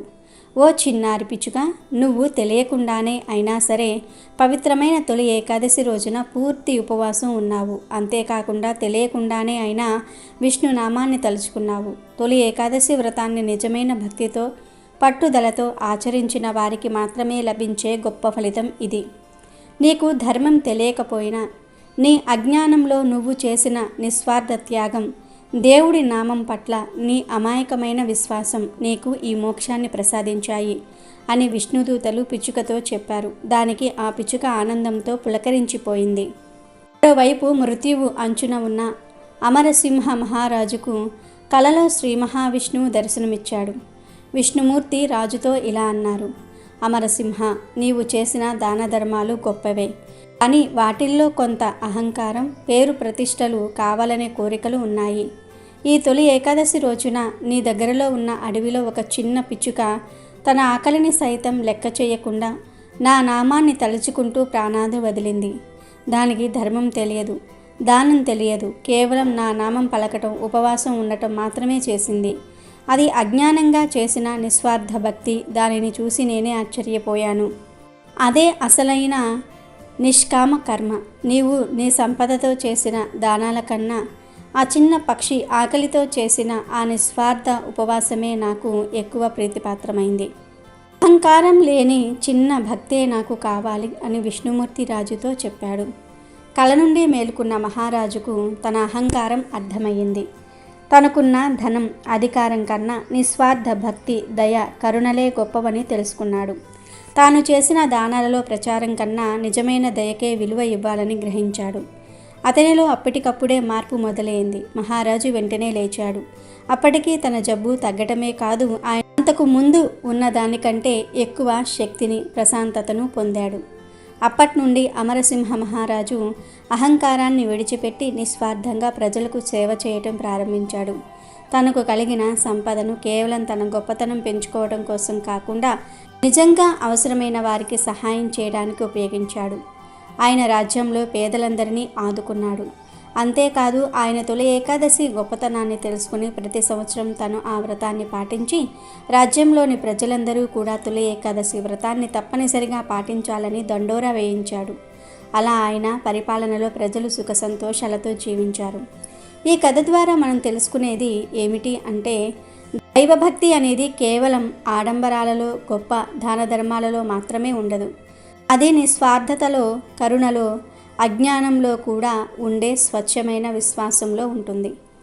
తొలి ఏకాదశి వంటి పవిత్ర దినాలలో మనసులో ఎలాంటి స్వార్థం లేకుండా చేసే చిన్నపాటి త్యాగం కూడా దేవుడికి ఎంతో ప్రీతిపాత్రం. ఎవరైతే ఈ కథ వింటారో వారికి 1,000,000 ఉపవాసాలు చేసిన పుణ్యం, సమస్త శుభాలు మరియు పాపాల నుండి విముక్తి కలుగుతాయి. అహంకారం వదిలి స్వచ్ఛమైన మనసుతో జీవిస్తే దైవ అనుగ్రహం తప్పకుండా లభిస్తుంది. ఒకనాడు జైమిని మహర్షి తన గురువైన వ్యాస మహర్షి వద్దకు వెళ్ళి ఇలా అడుగుతాడు. గురువుగారు, నేను ఏకాదశి అనే పదాన్ని చాలాసార్లు విన్నాను. అసలు ఏకాదశి అంటే ఏమిటి? ఏకాదశి రోజు ఏం చేయాలి? ఏకాదశి గురించి పూర్తి వివరాలు చెప్పి నాకు జ్ఞానోదయం కలగజేయండి అని వ్యాస మహర్షిని అడుగుతాడు. అప్పుడు వ్యాస మహర్షి చిరునవ్వు నవ్వి ఇలా అంటాడు. మంచి ప్రశ్న అడిగావు. ఈ సందేహం రాబోయే తరాల వారికి కూడా కలుగుతుంది. వారిలో కొంతమంది మాత్రమే ఈ విషయాన్ని తెలుసుకోవడానికి ఆసక్తి చూపిస్తారు. వారికి కూడా ఇప్పుడు మనం చెప్పే విషయం చాలా ఉపయోగపడుతుంది అని ఏకాదశి విశిష్టత గురించి ఇలా వివరించసాగారు వ్యాస మహర్షి జైమిని మహర్షికి. సృష్టి ఏర్పడిన తరువాత భగవంతుడైన విష్ణువు పాపమునకు మానవీకరణ చేయదలచి పాప పురుషుణ్ణి సృష్టించాడు. మానవుడు చేసిన పాపాలు, కర్మలను బట్టి వారికి శిక్షలు విధించటం, వారికి పునర్జన్మను కలగజేయటం లాంటి ధర్మాన్ని నిర్వర్తించేవాడు పాపపురుషుడు. ఒకనాడు విష్ణువు యమధర్మరాజు వద్దకు వెళ్తాడు. అక్కడి ప్రజలందరూ శిక్షింపబడుతూ ఉంటారు. ఆ ప్రదేశమంతా శిక్షింపబడుతున్న ప్రజల ఆర్తనాదాలు, ఏడుపులతో నిండి ఉంటుంది. వీటన్నిటినీ చూసిన విష్ణుమూర్తి, వీరందరూ ఎవరు? వారిని ఎందుకు శిక్షిస్తున్నారు అని యమధర్మరాజును అడుగుతాడు. దానికి యమధర్మరాజు ఇలా అంటాడు. స్వామి, మీరు పాపపురుషుణ్ణి నియమించారు కదా, ఆయన తన ధర్మాన్ని నిర్వర్తిస్తున్నాడు. ఎవరైనా పాపాలు చేస్తే వారిని పాపపురుషుడు శిక్షిస్తున్నాడు. అందుకే వీరందరికీ ఈ బాధలు అని చెప్పాడు. అప్పుడు విష్ణుమూర్తి, మరి వీరికి ఈ పాపాల నుండి విముక్తి ఎలా లభిస్తుంది అని అడుగుతాడు. అప్పుడు యమధర్మరాజు, నాకు ఎలా తెలుస్తుంది స్వామి? మీరే ఈ జగత్తును సృష్టించారు, మీరే జగన్నాథుడు, మీరే చెప్పాలి అన్నాడు. ఇంతలో విష్ణుమూర్తిలో ఉన్న కరుణ ఒక స్త్రీగా రూపం దాల్చి వచ్చి ఇలా అంది. ఎవరైతే ఈరోజు నా ప్రభువైన విష్ణుమూర్తిని స్మరిస్తారో, ప్రార్థిస్తారో వారికి పాపాల నుండి విముక్తి లభిస్తుంది. ఇదే నా వాగ్దానం అని పలికింది. ఈ విషయాన్ని విన్న యమలోకంలోని పాపులందరూ కూడా విష్ణుమూర్తిని పూజించి వారి పాపాల నుండి విముక్తి పొందుతారు. అప్పుడు ఆ స్త్రీని విష్ణుమూర్తి ఇలా ప్రశ్నిస్తాడు. ఎవరు నువ్వు? నిన్ను ఎవరు పంపించారు అని అడుగగా ఆమె ఇలా చెప్తుంది. స్వామి, నేను మీ పాదదాసిని, ఏకదాసిని, మీలోని కరుణ రూపం దాల్చగా ఏర్పడిన దానిని. దయచేసి మీరు నాకు అనుమతి ఇవ్వండి. ఈరోజు ఎవరైతే మిమ్మల్ని ప్రార్థిస్తారో వారికి పాపాల నుండి విముక్తి లభించేలాగా చెయ్యండి. ఎలా అయితే ఈ యమలోకంలోని పాపులందరికీ విముక్తి లభించిందో అలాగే విశ్వంలోని పాపులందరికీ కూడా ఈరోజు మిమ్మల్ని పూజించటం ద్వారా వారి పాపాల నుండి విముక్తి లభించేలాగా చెయ్యండి స్వామి అని కోరుతుంది. అంతటా విష్ణుమూర్తి ఆమె కోరికను అంగీకరిస్తాడు. ప్రజలందరూ ఈ విషయం తెలిసి విష్ణుమూర్తిని పూజించి వారి పాపాల నుంచి విముక్తి పొందుతారు. ఇది తెలిసిన పాపపురుషుడు విష్ణువు వద్దకు వెళ్ళి, స్వామి, అందరూ మిమ్మల్ని ప్రార్థించి వారి పాపాల నుండి విముక్తి పొందుతున్నారు. మరి నేను ఏం చెయ్యాలి? నా పుట్టుకకు అర్థం ఏముంది అని అడుగుతాడు. దానికి విష్ణుమూర్తి, నీవు అవసరం లేదు, నా రాజ్యం వదిలి వెళ్ళిపో అంటారు. దానికి పాపపురుషుడు, నీవు జగమంతా ఉండే జగన్నాథుడవు, నేను ఎక్కడికి వెళ్ళను అని అడుగుతాడు. అప్పుడు విష్ణుమూర్తి, ఎప్పుడైతే ఏకాదశి తన కార్యనిర్వహణలో ఉండదో అప్పుడు నీ ధర్మాన్ని పాటించు అని చెప్తాడు. ఆమె ఎప్పుడు అధికారంలో ఉంటుందో అప్పుడు నీవు ఎక్కడైనా దాక్కో అని చెప్తాడు. దానికి పాపపురుషుడు, నేనెక్కడ దాక్కోవాలి అని అడుగుతాడు. అంతటా విష్ణుమూర్తి, ఏకాదశి రోజు నీవు ధాన్యంలో దాక్కో అని అంటాడు. ఆయన చెప్పిన విధంగానే పాపపురుషుడు ఏకాదశి రోజు ధాన్యాలలో దాక్కుని ఉంటాడు. అందుకే ఏకాదశి రోజు ధాన్యాలను తినటం మహాపాపం. ఏకాదశి రోజు చేసే ఉపవాసం ఎందుకంటే ఏకాదశి అంటే 11, ఉప అంటే దగ్గరగా, వాసం అంటే జీవించటం అని అర్థం. ఈరోజు నిద్ర తిండి వదిలేసి మానవుని యొక్క 11 సూక్ష్మ జ్ఞానములతో ఆయన మీద ఏకాగ్రతతో జీవించటమే ఉపవాసం. విష్ణుమూర్తిని ప్రార్థించటంలో మానవుడికి అవసరమైన తిండిని కూడా వదిలేసి 11 జ్ఞానేంద్రియాలను ఆయన మీదే లగ్నం చేయాలి. ఆకలితో ఉండి ఆత్మ మీద మనసును లగ్నం చేయలేము అనుకునేవారు పండ్లు పాలు తీసుకోవచ్చు. అవి కూడా సరిపోకపోతే కావలసినన్ని తినవచ్చు. కానీ ఆ పరమాత్మ మీదే మొత్తం మనసును లగ్నం చేసి మంచి భక్తి శ్రద్ధలతో పూజించాలి అని వ్యాస మహర్షి జైమిని మహర్షికి చెప్పాడు. ఒకసారి పాండవాగ్రజుడు అయినటువంటి ధర్మరాజు శ్రీకృష్ణుడిని చూసి ఇలా ప్రశ్నించాడు. ఓ జనార్దన, ఆషాఢమాసం శుక్లపక్షంలో వచ్చే ఏకాదశి పేరు ఏమిటి? దాన్ని ఆచరించే పద్ధతి ఏమిటి? దానిని ఆచరించటం వలన కలిగే ఫలితాలు ఏమిటి అని ప్రశ్నించాడు. దానికి శ్రీకృష్ణుడు ధర్మరాజుతో ఇలా అన్నాడు. ఓ ధర్మనందన, ఒకసారి నారదుడు బ్రహ్మను ఇదే ప్రశ్న అడిగాడు. ఆ వివరాలు చెప్తాను విను అంటూ ఇలా చెప్పటం మొదలుపెట్టాడు. శ్రేష్ఠుడగు నారదుడు ఒకసారి తన తండ్రిని సమీపించి, తండ్రి, ఆషాఢమాసం శుక్లపక్షంలో వచ్చే ఏకాదశి పేరు ఏమిటి? విష్ణు ప్రీత్యార్థమై ఏకాదశి వ్రత పాలన చేసే విధానాన్ని నాకు తెలియజేయండి అని ప్రశ్నించాడు. అది వినిన బ్రహ్మ అతనితో, ఏకాదశి వ్రతమంతటి పవిత్రమైన వ్రతం ఈ భౌతిక జగత్తులో వేరే ఒకటి లేనే లేదు. సమస్త పాపాలను నశింపచేయడానికి మనిషి తప్పనిసరిగా ఏకాదశి వ్రతాన్ని పాటించాలి. ఏకాదశి వ్రత పాలన చెయ్యలేని వాడు నరకగామి అవుతాడు. ఆషాఢ శుక్లపక్షంలో వచ్చే ఏకాదశి శయన లేదా పద్మ ఏకాదశి అని పిలువబడుతోంది. రిషికేశుని ప్రీత్యార్థమై మనుజుడు ఈ ఏకాదశిని పాలించాలి అని అన్నాడు. అంతేకాదు, ఈ ఏకాదశి వ్రత మహత్యాన్ని తెలిపే కథ చెప్తాను విను అని బ్రహ్మ నారదుడితో ఇలా చెప్పసాగాడు. ప్రపంచ చక్రవర్తి రాజర్షి అయిన మాంధాత గురించి పురాణాలలో చెప్పబడింది. అతడు సూర్యవంశంలో జన్మించాడు. పరమ శక్తిమంతుడు, సత్యసంధుడు అయిన అతడు ప్రజలను కన్నబిడ్డల్లాగా పాలించేవాడు. అతని రాజ్యంలో కరువు కాటకాలు గాని ఏ విధమైన రోగం గాని ఉండేవి కావు. ప్రజలందరూ కూడా సుఖ సంతోషాలతో జీవిస్తూ సమృద్ధిగా ఉండేవారు. మాంధాత కోశాగారంలో అధర్మయుత సంపాదన ఉండేది కాదు. ఆ ప్రకారంగా రాజు ప్రజలు ఆనందంగా కాలం గడపసాగారు. కొన్ని సంవత్సరాల తర్వాత విధివశాత్తుగా 3 సంవత్సరాలు వానలు కురవలేదు. ఫలితంగా ప్రజలు ఆకలి పీడితులై చింతాపూర్ణులయ్యారు. ఆహార కొరత వలన కలిగిన దుఃఖ ఫలితంగా యజ్ఞ యాగాదులు, వేదాధ్యయనం నిలిచిపోయాయి. అప్పుడు ప్రజలందరూ కూడా రాజు వద్దకు వెళ్ళి అతనితో ఇలా అన్నారు.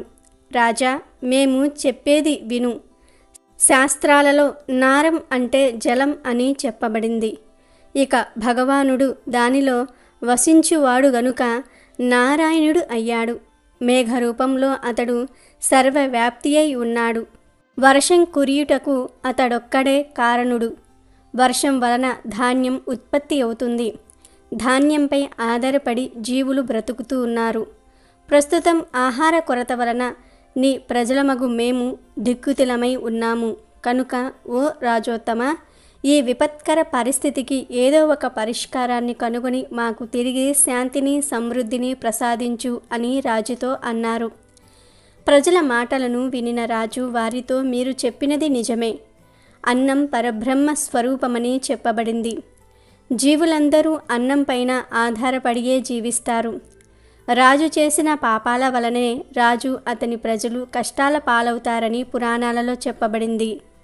నేను చేసిన దోషమేమిటో నా బుద్ధితో నేను తెలుసుకోలేకపోతూ ఉన్నాను. అయినా నా ప్రజలైన మీ కొరకు నేను ఏదో ఒకటి చేస్తాను అని అన్నాడు.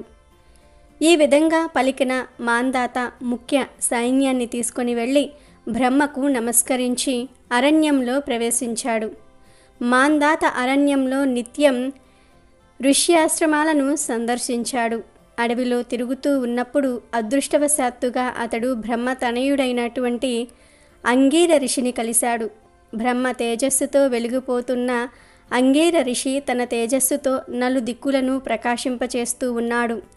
రాజు ఆయనను చూడగానే తన వాహనం నుండి క్రిందకు దిగి పాదాభివందనం చేశాడు. ఋషి ఆ రాజును ఆశీర్వదించాడు. తర్వాత అంగీర ఋషి మాంధాతను క్షేమ సమాచారాలు అడుగగా ఆ రాజు 3 సంవత్సరాల నుండి వర్షాలు కురియుటలేదని, తత్ఫలితంగా తన ప్రజలు అనేక కష్టాల పాలవుతూ ఉన్నారని, ఆ కరువు కాటకాలకు కారణమేమిటో తనకు తెలియటలేదని పలికాడు. తన ప్రజలు తిరిగి సుఖ శాంతులను పొందే విధానాన్ని తెలియజేయమని ప్రార్థించాడు. మాంధాత మాటలు విన్న అంగీర ఋషి రాజుతో, రాజా, ఇది సత్యయుగం, అన్ని యుగాలలోకి సర్వోత్తమమైన యుగం. ఈ యుగంలో జనులు పరబ్రహ్మ ఆరాధనలో ఉంటారు. ధర్మం 4 పాదాలతో నడుస్తుంది. బ్రాహ్మణులు తప్ప వేరెవ్వరూ ఈ యుగంలో తపస్సు చేయరాదు. ఈ నియమం ఉన్నప్పటికీ ఒక శూద్రుడు నీ రాజ్యంలో తపస్సు చేస్తూ ఉన్నాడు.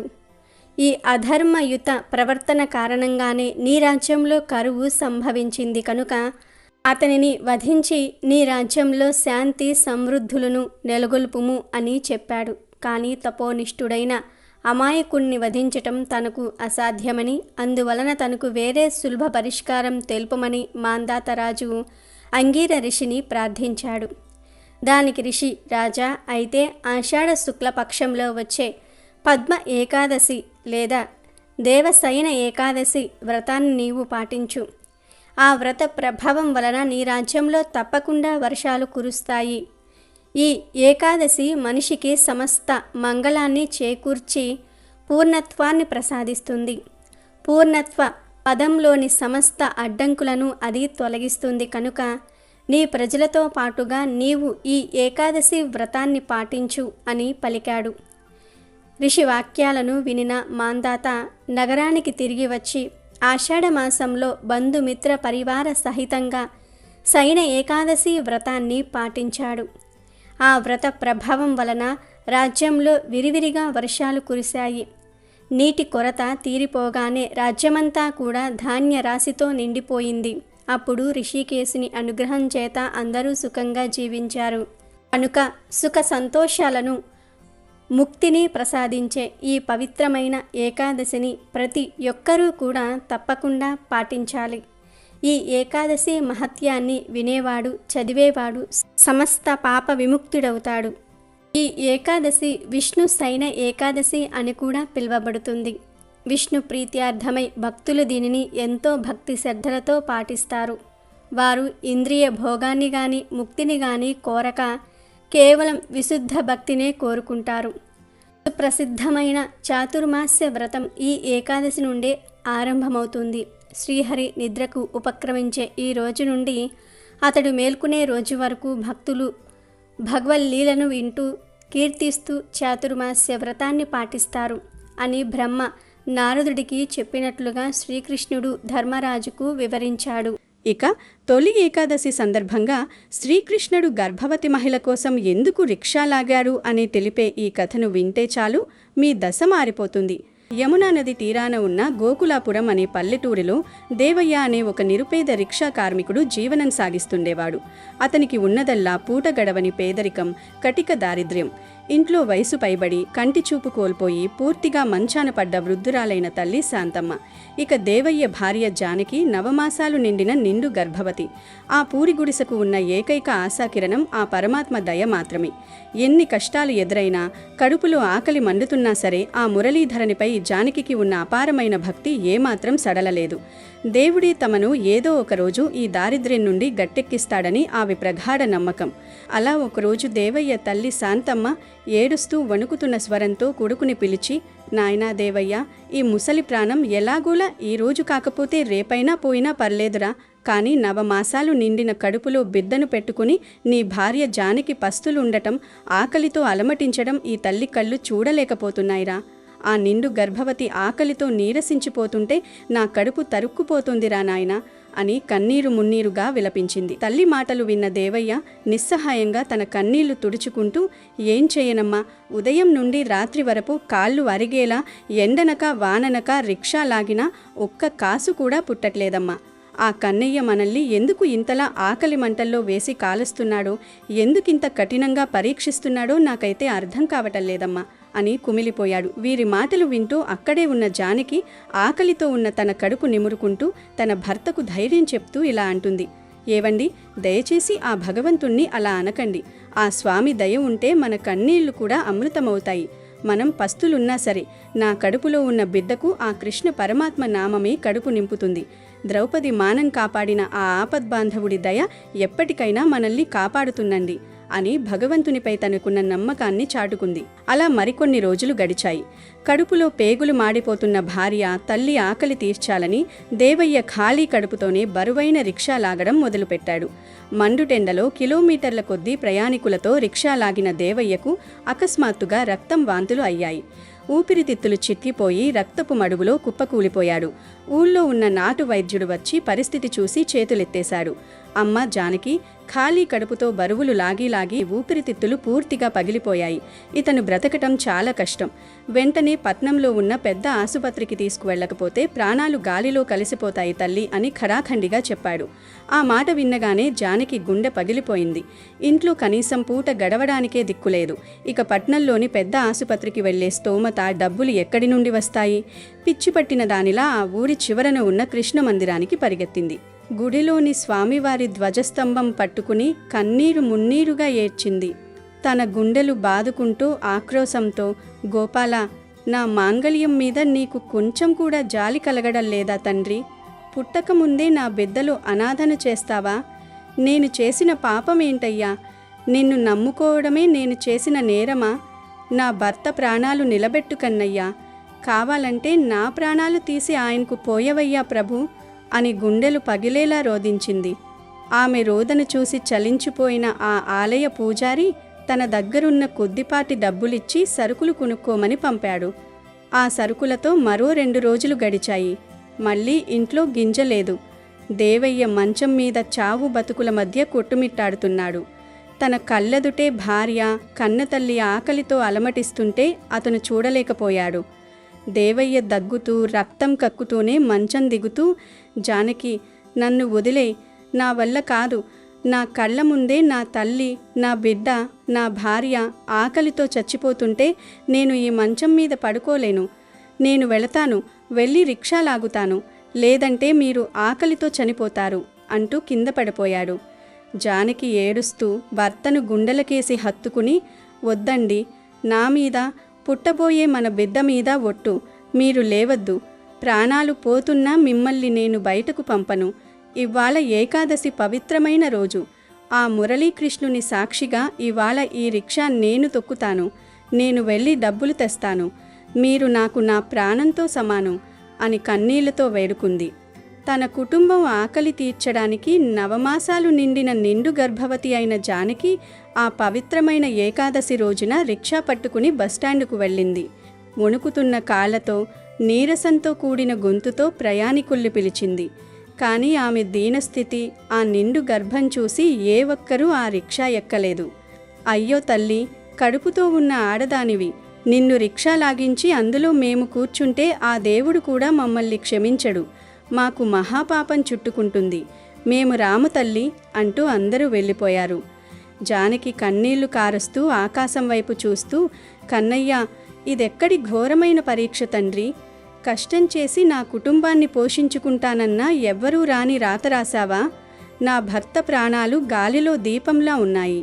కడుపులో బిడ్డ ఆకలితో తన్నుకుంటుంది. ఈ గర్భవతి కన్నీళ్లు నీకు కనిపించడం లేదా స్వామి? ఇక నాకు దిక్కెవరు తండ్రి అని విలపించింది. జానకి అలా రోదిస్తుండగా అచ్చం శ్రీకృష్ణుడి వేషధారణలో నుదుటున తిలకం, మెడలో వనమాలలు, చేతిలో ఒక చిన్న వేణువు పట్టుకుని ఉన్న ఒక అందమైన యువకుడు చిరునవ్వుతో ఆమె దగ్గరకు వచ్చాడు. ఏమమ్మా, ఎవరు నీ రిక్షా ఎక్కట్లేదని ఏడుస్తున్నావా? నేనెక్కుతానులే. నన్ను ఆ ఊరి చివర ఉన్న కృష్ణ మందిరం దగ్గర వదిలేస్తావా అని అడిగాడు. జానకి ఆశ్చర్యంగా తన ఏడ్పు ఆపుకుంటూ, నీ రూపం చూస్తుంటే అచ్చం ఆ కన్నయ్యలాగే ఉన్నావు బాబు. ఏదైనా నాటకంలో వేషం కట్టావా? సరేలే, కూర్చో బాబు, తీసుకెళ్తాను అంది. ఎంత ఇవ్వమంటావమ్మా అని ఆ యువకుడు అడగ్గా, నీకు తోచినంత ఇవ్వండి, మరేం పర్వాలేదు అంది. సరే, నా దగ్గర 10 రూపాయలు ఉన్నాయి, అవి నీకు ఇస్తాను, రిక్షా పోనివ్వు అని ఆ యువకుడు ఎక్కి కూర్చున్నాడు. జానకి రిక్షా లాగడం మొదలుపెట్టింది. కానీ 2 రోజులుగా ఆకలితో పేగులు మాడిపోతున్నాయి. కడుపులో ఉన్న బిడ్డ భారం, అప్పటికే ఉన్న విపరీతమైన నీరసం ఆమెను ఆవరించాయి. కొద్ది దూరం వెళ్ళగానే ఆమె కళ్ళు తేలేసింది. రిక్షా హ్యాండిల్ పట్టుకుని అలాగే స్పృహ తప్పి కుప్పకూలిపోయింది. కింద పడిపోబోతున్న జానకిని ఆ యువకుడు వెంటనే రిక్షా దిగి తన చేతుల్లోకి తీసుకున్నారు. అమ్మా జానకి, లేవమ్మా అంటూ ఆ యువకుడు స్పృహ తప్పిన జానకిని అత్యంత జాగ్రత్తగా రిక్షాలో పడుకోబెట్టాడు. ఆ యువకుడు ఎవరో కాదు, సాక్షాత్తు ఆ అఖిలాండ కోటి బ్రహ్మాండ నాయకుడు, జగన్నాటక సూత్రధారి ఆ శ్రీకృష్ణ పరమాత్మే తన భక్తురాలి కోసం స్వయంగా తానే రిక్షా పట్టుకున్నాడు. తన నిరుపేద భక్తురాలిని రిక్షాలో కూర్చోబెట్టి ఆ గోపాలుడు స్వయంగా ఏకాదశి ఉపవాస దీక్షలో ఉన్న ఆమెను రక్షించడానికి చెమటోడ్చి ఆ రిక్షాను ఆమె పూరి గుడిసె వరకు లాక్కుంటూ వెళ్ళాడు. రిక్షా ఇంటికి చేరుకోగానే ఆ పూరి గుడిసె ఒక్కసారిగా కోటి సూర్యుల కాంతితో, దివ్యమైన వెలుగులతో నిండిపోయింది. ఆ వెలుగులు సోకగానే మంచం మీద చావు బతుకుల్లో ఉన్న దేవయ్య సంపూర్ణ ఆరోగ్యవంతుడై నిలబడ్డాడు. వృద్ధురాలైన శాంతమ్మకు కోల్పోయిన కంటి చూపు తిరిగి వచ్చింది. జానకికి స్పృహ వచ్చి కళ్ళు తెరిచింది. తన ఎదురుగా అప్పటిదాకా యువకుడిలా ఉన్నవాడు సాక్షాత్తు శంకు చక్రాలు ధరించి, మెడలో కౌస్తుభమణితో, పట్టు పీతాంబరాలు ధరించి, రుక్మిణీ సత్యభామల సమేతంగా దివ్యమంగళ రూపంలో ప్రకాశిస్తున్న శ్రీకృష్ణ భగవానుడు. జానకి కన్నీళ్లు కట్టలు తెంచుకోగా స్వామివారి పాదాలపై పడిపోయి, కృష్ణ, మురళీధర, ఎంత పని చేశావయ్యా? నవమాసాలు మోస్తున్న ఈ తల్లి కష్టం చూడలేక సాక్షాత్తు వైకుంఠనాథుడివి నా కోసం రిక్షా లాగావా తండ్రి? నీ పాదాలు తాకే భాగ్యం కూడా లేని ఈ అభాగ్యురాలికి ఎంతటి ప్రాధాన్యమిచ్చావయ్యా? నన్ను క్షమించు తండ్రి. నా భర్తను, నా అత్తను బతికించి నా పాలిట దేవుడవయ్యావు స్వామి అంటూ వెక్కి వెక్కి ఏడ్చింది. శ్రీకృష్ణుడు అత్యంత కరుణతో మందహాసం చేస్తూ, జానకి, ఏడువకమ్మా, కన్నీళ్లు తుడుచుకో తల్లి. నా భక్తులు ఆకలితో అల్లాడుతుంటే, ప్రాణాపాయంలో నెత్తురు కక్కుతుంటే ఈ కృష్ణుడు గుడిలో రాయిలా ఎలా మిగిలిపోతాడు తల్లి? నా మీద నీకున్న నమ్మకం, నీ నిస్వార్థమైన ప్రేమే నన్ను వైకుంఠం నుంచి దిగివచ్చేలా చేశాయి. ఈ పవిత్రమైన ఏకాదశి నాడు నువ్వు లాగాల్సింది రిక్షా కాదు తల్లి, మీ సంసార రథాన్ని. నీ కడుపులోని బిడ్డకు, మీ మాంగళ్యానికి నా నిండు ఆశీస్సులు. ఇక మీ కష్టాలు తీరిపోయాయి. మీ ఇంట్లో సిరి సంపదలకు లోటు ఉండదు. ఇకపై ఆనందంగా జీవించండి అని అభయమిస్తూ ఆ ఆపద్బాంధవుడు అంతర్ధానమయ్యాడు. ఆ స్వామివారు అంతర్ధానమైన తర్వాత ఆ ప్రాంతమంతా ఇంకా పచ్చకర్పూరం వాసన, తులసిమాల పరిమళం అలాగే వ్యాపించి ఉన్నాయి. జానకి తన భర్తను, అత్తమ్మను చూసి గట్టిగా హత్తుకొని ఏడ్చింది. ఆ ఏడుపులో బాధ లేదు. సాక్షాత్తు దైవమే తన కోసం దిగివచ్చాడన్న కృతజ్ఞత, ఆనందం ఉన్నాయి. చూశారా అండి, లోకమంతా మనల్ని ద్వేషించినా ఆ కన్నయ్య మాత్రం మనల్ని వదలట్లేదు. గర్భవతినైన నా కోసం ఆ జగద్రక్షకుడు తన సుకుమారమైన చేతులతో మన రిక్షా తొక్కాడంటే మనం ఎంతటి అదృష్టవంతులమండి. స్వామి కరుణ ముందు ఈ సంపద, ఈ సుఖాలు ఎంతపాటివి అని జానకి అంది. దేవయ్య కళ్ళు తుడుచుకుంటూ, నిజమే జానకి, భగవంతుడు ఉన్నతమైన బంగారు గోపురాల్లోనే కాదు, నీలాంటి నిస్వార్థమైన భక్తురాలి కన్నీటి చుక్కల్లో కూడా ఉంటాడని ఈరోజు నాకు అర్థమైంది. ఆ స్వామి మనకు ప్రాణభిక్ష పెట్టాడు. ఇకపై మన జీవితం ఆ శ్రీకృష్ణుడికి అంకితం అన్నాడు. ఆ క్షణం నుంచే దేవయ్య కుటుంబంలో కష్టాలు శాశ్వతంగా తీరిపోయాయి. ఆ కన్నయ్య దయతో వాళ్ళు జీవితాంతం సుఖ సంతోషాలతో ఏ లోటు లేకుండా జీవించారు. భక్తికి భగవంతుడు ఎప్పుడూ దాసుడే అని లోకానికి చాటి చెప్పారు. నిజమైన భక్తికి, నిస్వార్థమైన ప్రేమకు ఆ భగవంతుడు ఎప్పుడూ దాసుడే. ఈ లోకం మనల్ని అనాథలుగా చూసినా, పేదరికంతో ఉన్నామని చిన్నచూపు చూసినా, ఆ పరమాత్మ దృష్టిలో మాత్రం మనమంతా ఆయన ముద్దుబిడ్డలమే. గుండె నిండా నమ్మకంతో ఆర్తిగా కృష్ణ అని పిలిస్తే చాలు, ఆ వైకుంఠనాథుడు తన పట్టు పీతాంబరాలను పక్కన పెట్టి మన కన్నీళ్లు తుడవడానికి ఒక సామాన్యుడిలా దిగివస్తాడు. కాబట్టి తొలి ఏకాదశిలోపు ఈ కథలు వింటే చాలు, 2 నిమిషాల్లో మీ దశ మారిపోతుంది. వద్దన్నా ఇంట్లో ధనవర్షం కురుస్తుంది. 3 కోట్ల దేవతల అనుగ్రహం లభిస్తుంది. లక్ష్మీదేవి అనుగ్రహం, విష్ణుమూర్తి అనుగ్రహంతో వద్దన్నా ధనవర్షం కురుస్తుంది. పట్టిందల్లా బంగారంలాగా మారిపోతుంది. రాజయోగం పడుతుంది. 1000 ఏళ్ల వైకుంఠ ప్రాప్తి కలుగుతుంది. పాపాలన్నీ పోయి మహాపుణ్యం వస్తుంది. ఇక మీకు అన్ని శుభాలే జరుగుతాయి. అమెజాన్లో బెస్ట్ డిస్కౌంట్స్ కోసం వీడియో డిస్క్రిప్షన్లో లింకు ఉంది, చూడండి. అలాగే మా టెలిగ్రామ్ ఛానల్ సబ్స్క్రైబ్ చేసుకోండి.